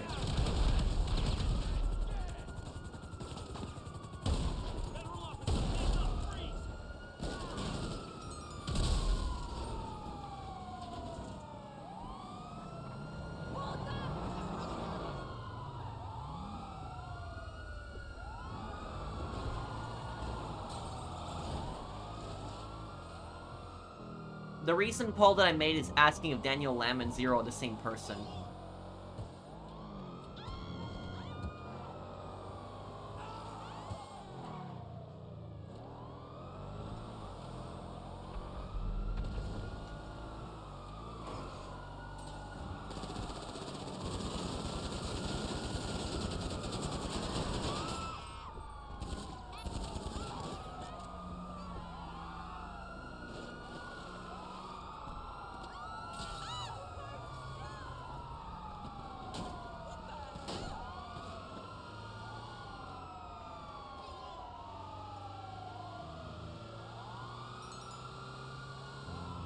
No problem, Brandon. So I guess we will wrap this stream up here when I deliver this. Does anybody want to ask me anything before I go here? Anybody want to still ask me anything? I'll still answer a few questions before I go. Oh, I'll do a Saints Row 2 stream again. I just don't know when, but I'll do another one. Death Wish 3 and Resident Evil Village. Oh, okay. No, I've never watched Arcane. Yes, we'll do a Red Dead Online stream tomorrow. And Sunday we'll do GTA Definitive Edition.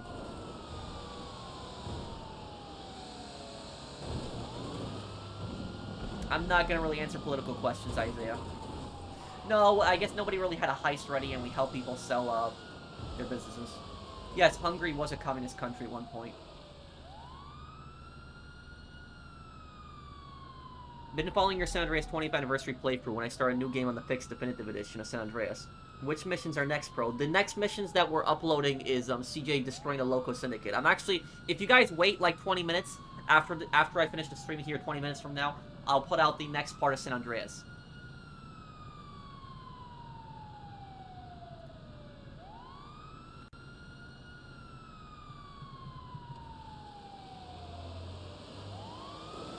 Oh, the Death Wish guy, Paul Kersey. I've only seen the,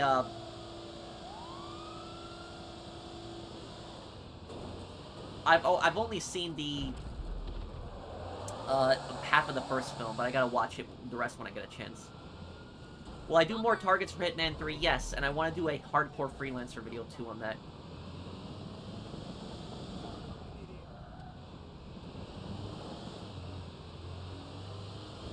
Oh, I haven't watched, like, I haven't watched Walking Dead in, like, years. And, like, Owen, are you still here, man? Did you comment?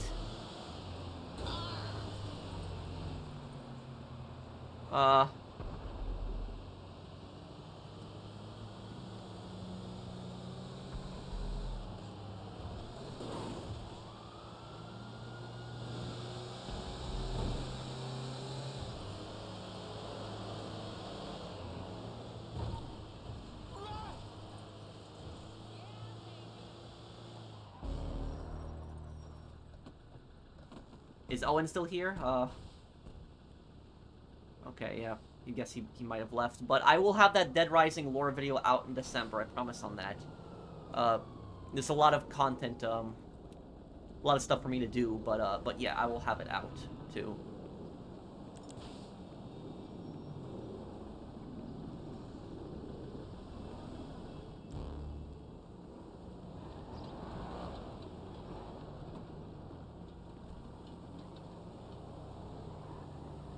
He got banned from PlayStation? Wait, why, FTV? Do you think Torino knew about what CJ did in Area 69? Oh, of course, yeah, he definitely knew.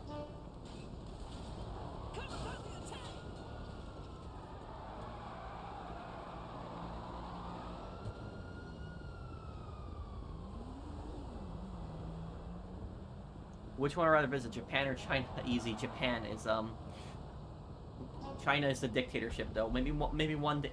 Not, I've made so many videos criticizing, China before on this channel that if I would actually be scared to go to China because of just that they might find one of my old videos and just arrest me for that. So it's I will say that yeah.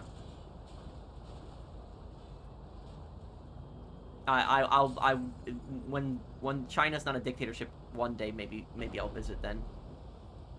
Great stream, Pat. See you tomorrow. Thank you, Fernando.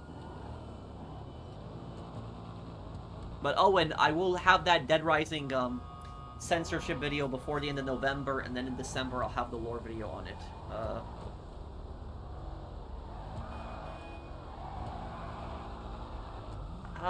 Maybe GTA Liberty City Stories is a little bit more content than GTA, yeah. Than GTA 3. Most likely, FTV. Devil?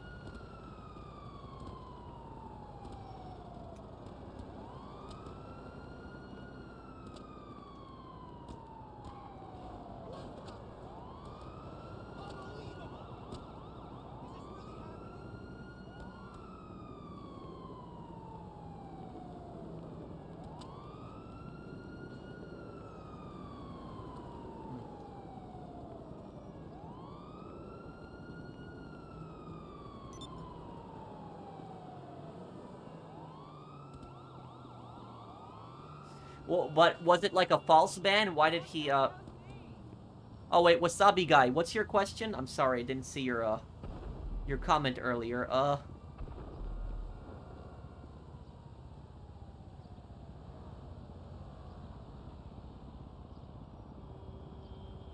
No, I never played the Half-Life series.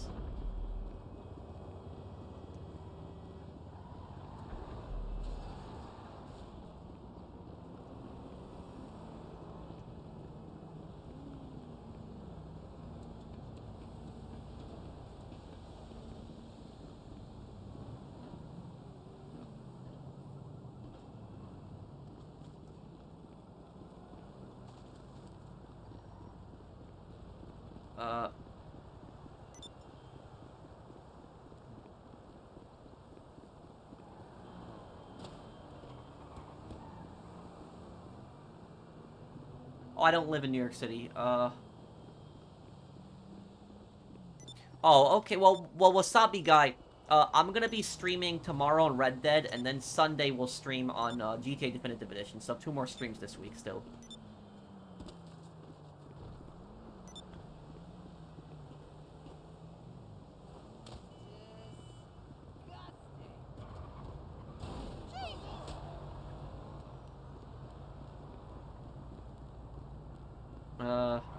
Oh yeah, I did play Left 4 Dead in 2008. That one I did play, yes.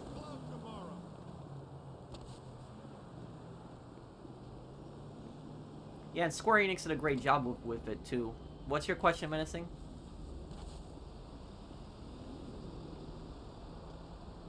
I could look into it, Mitchell. Yep. Kane Lynch 2 online? Yeah, we could play again.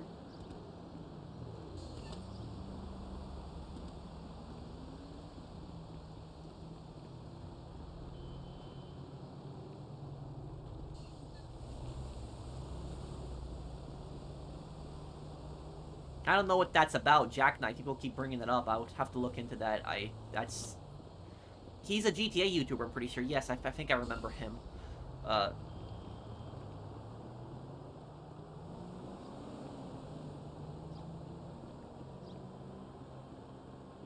Yeah, you can send it to me on Twitter, Menacing. And I would play. I'll play the Def Jam games one day. Ow! You got great dang feet.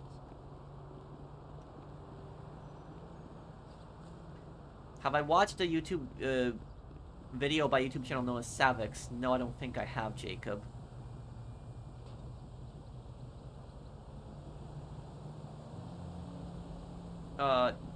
Persia is Iran. Well, what was Iran? It became Iran after Persia, but that's what it used to be called, Persia. After the revolution, it became Iran. Professional, and what is it, Well, Take-Two being at a boxing event doesn't really doesn't mean anything. People keep bringing that up, saying that, that it's you know, it doesn't really mean anything, because it's just a bunch of rich people that go to a big boxing fight. It doesn't mean anything, really. Who do you think is a better friend, Caesar or Woozy? Woozy ends up helping CJ a lot more, though.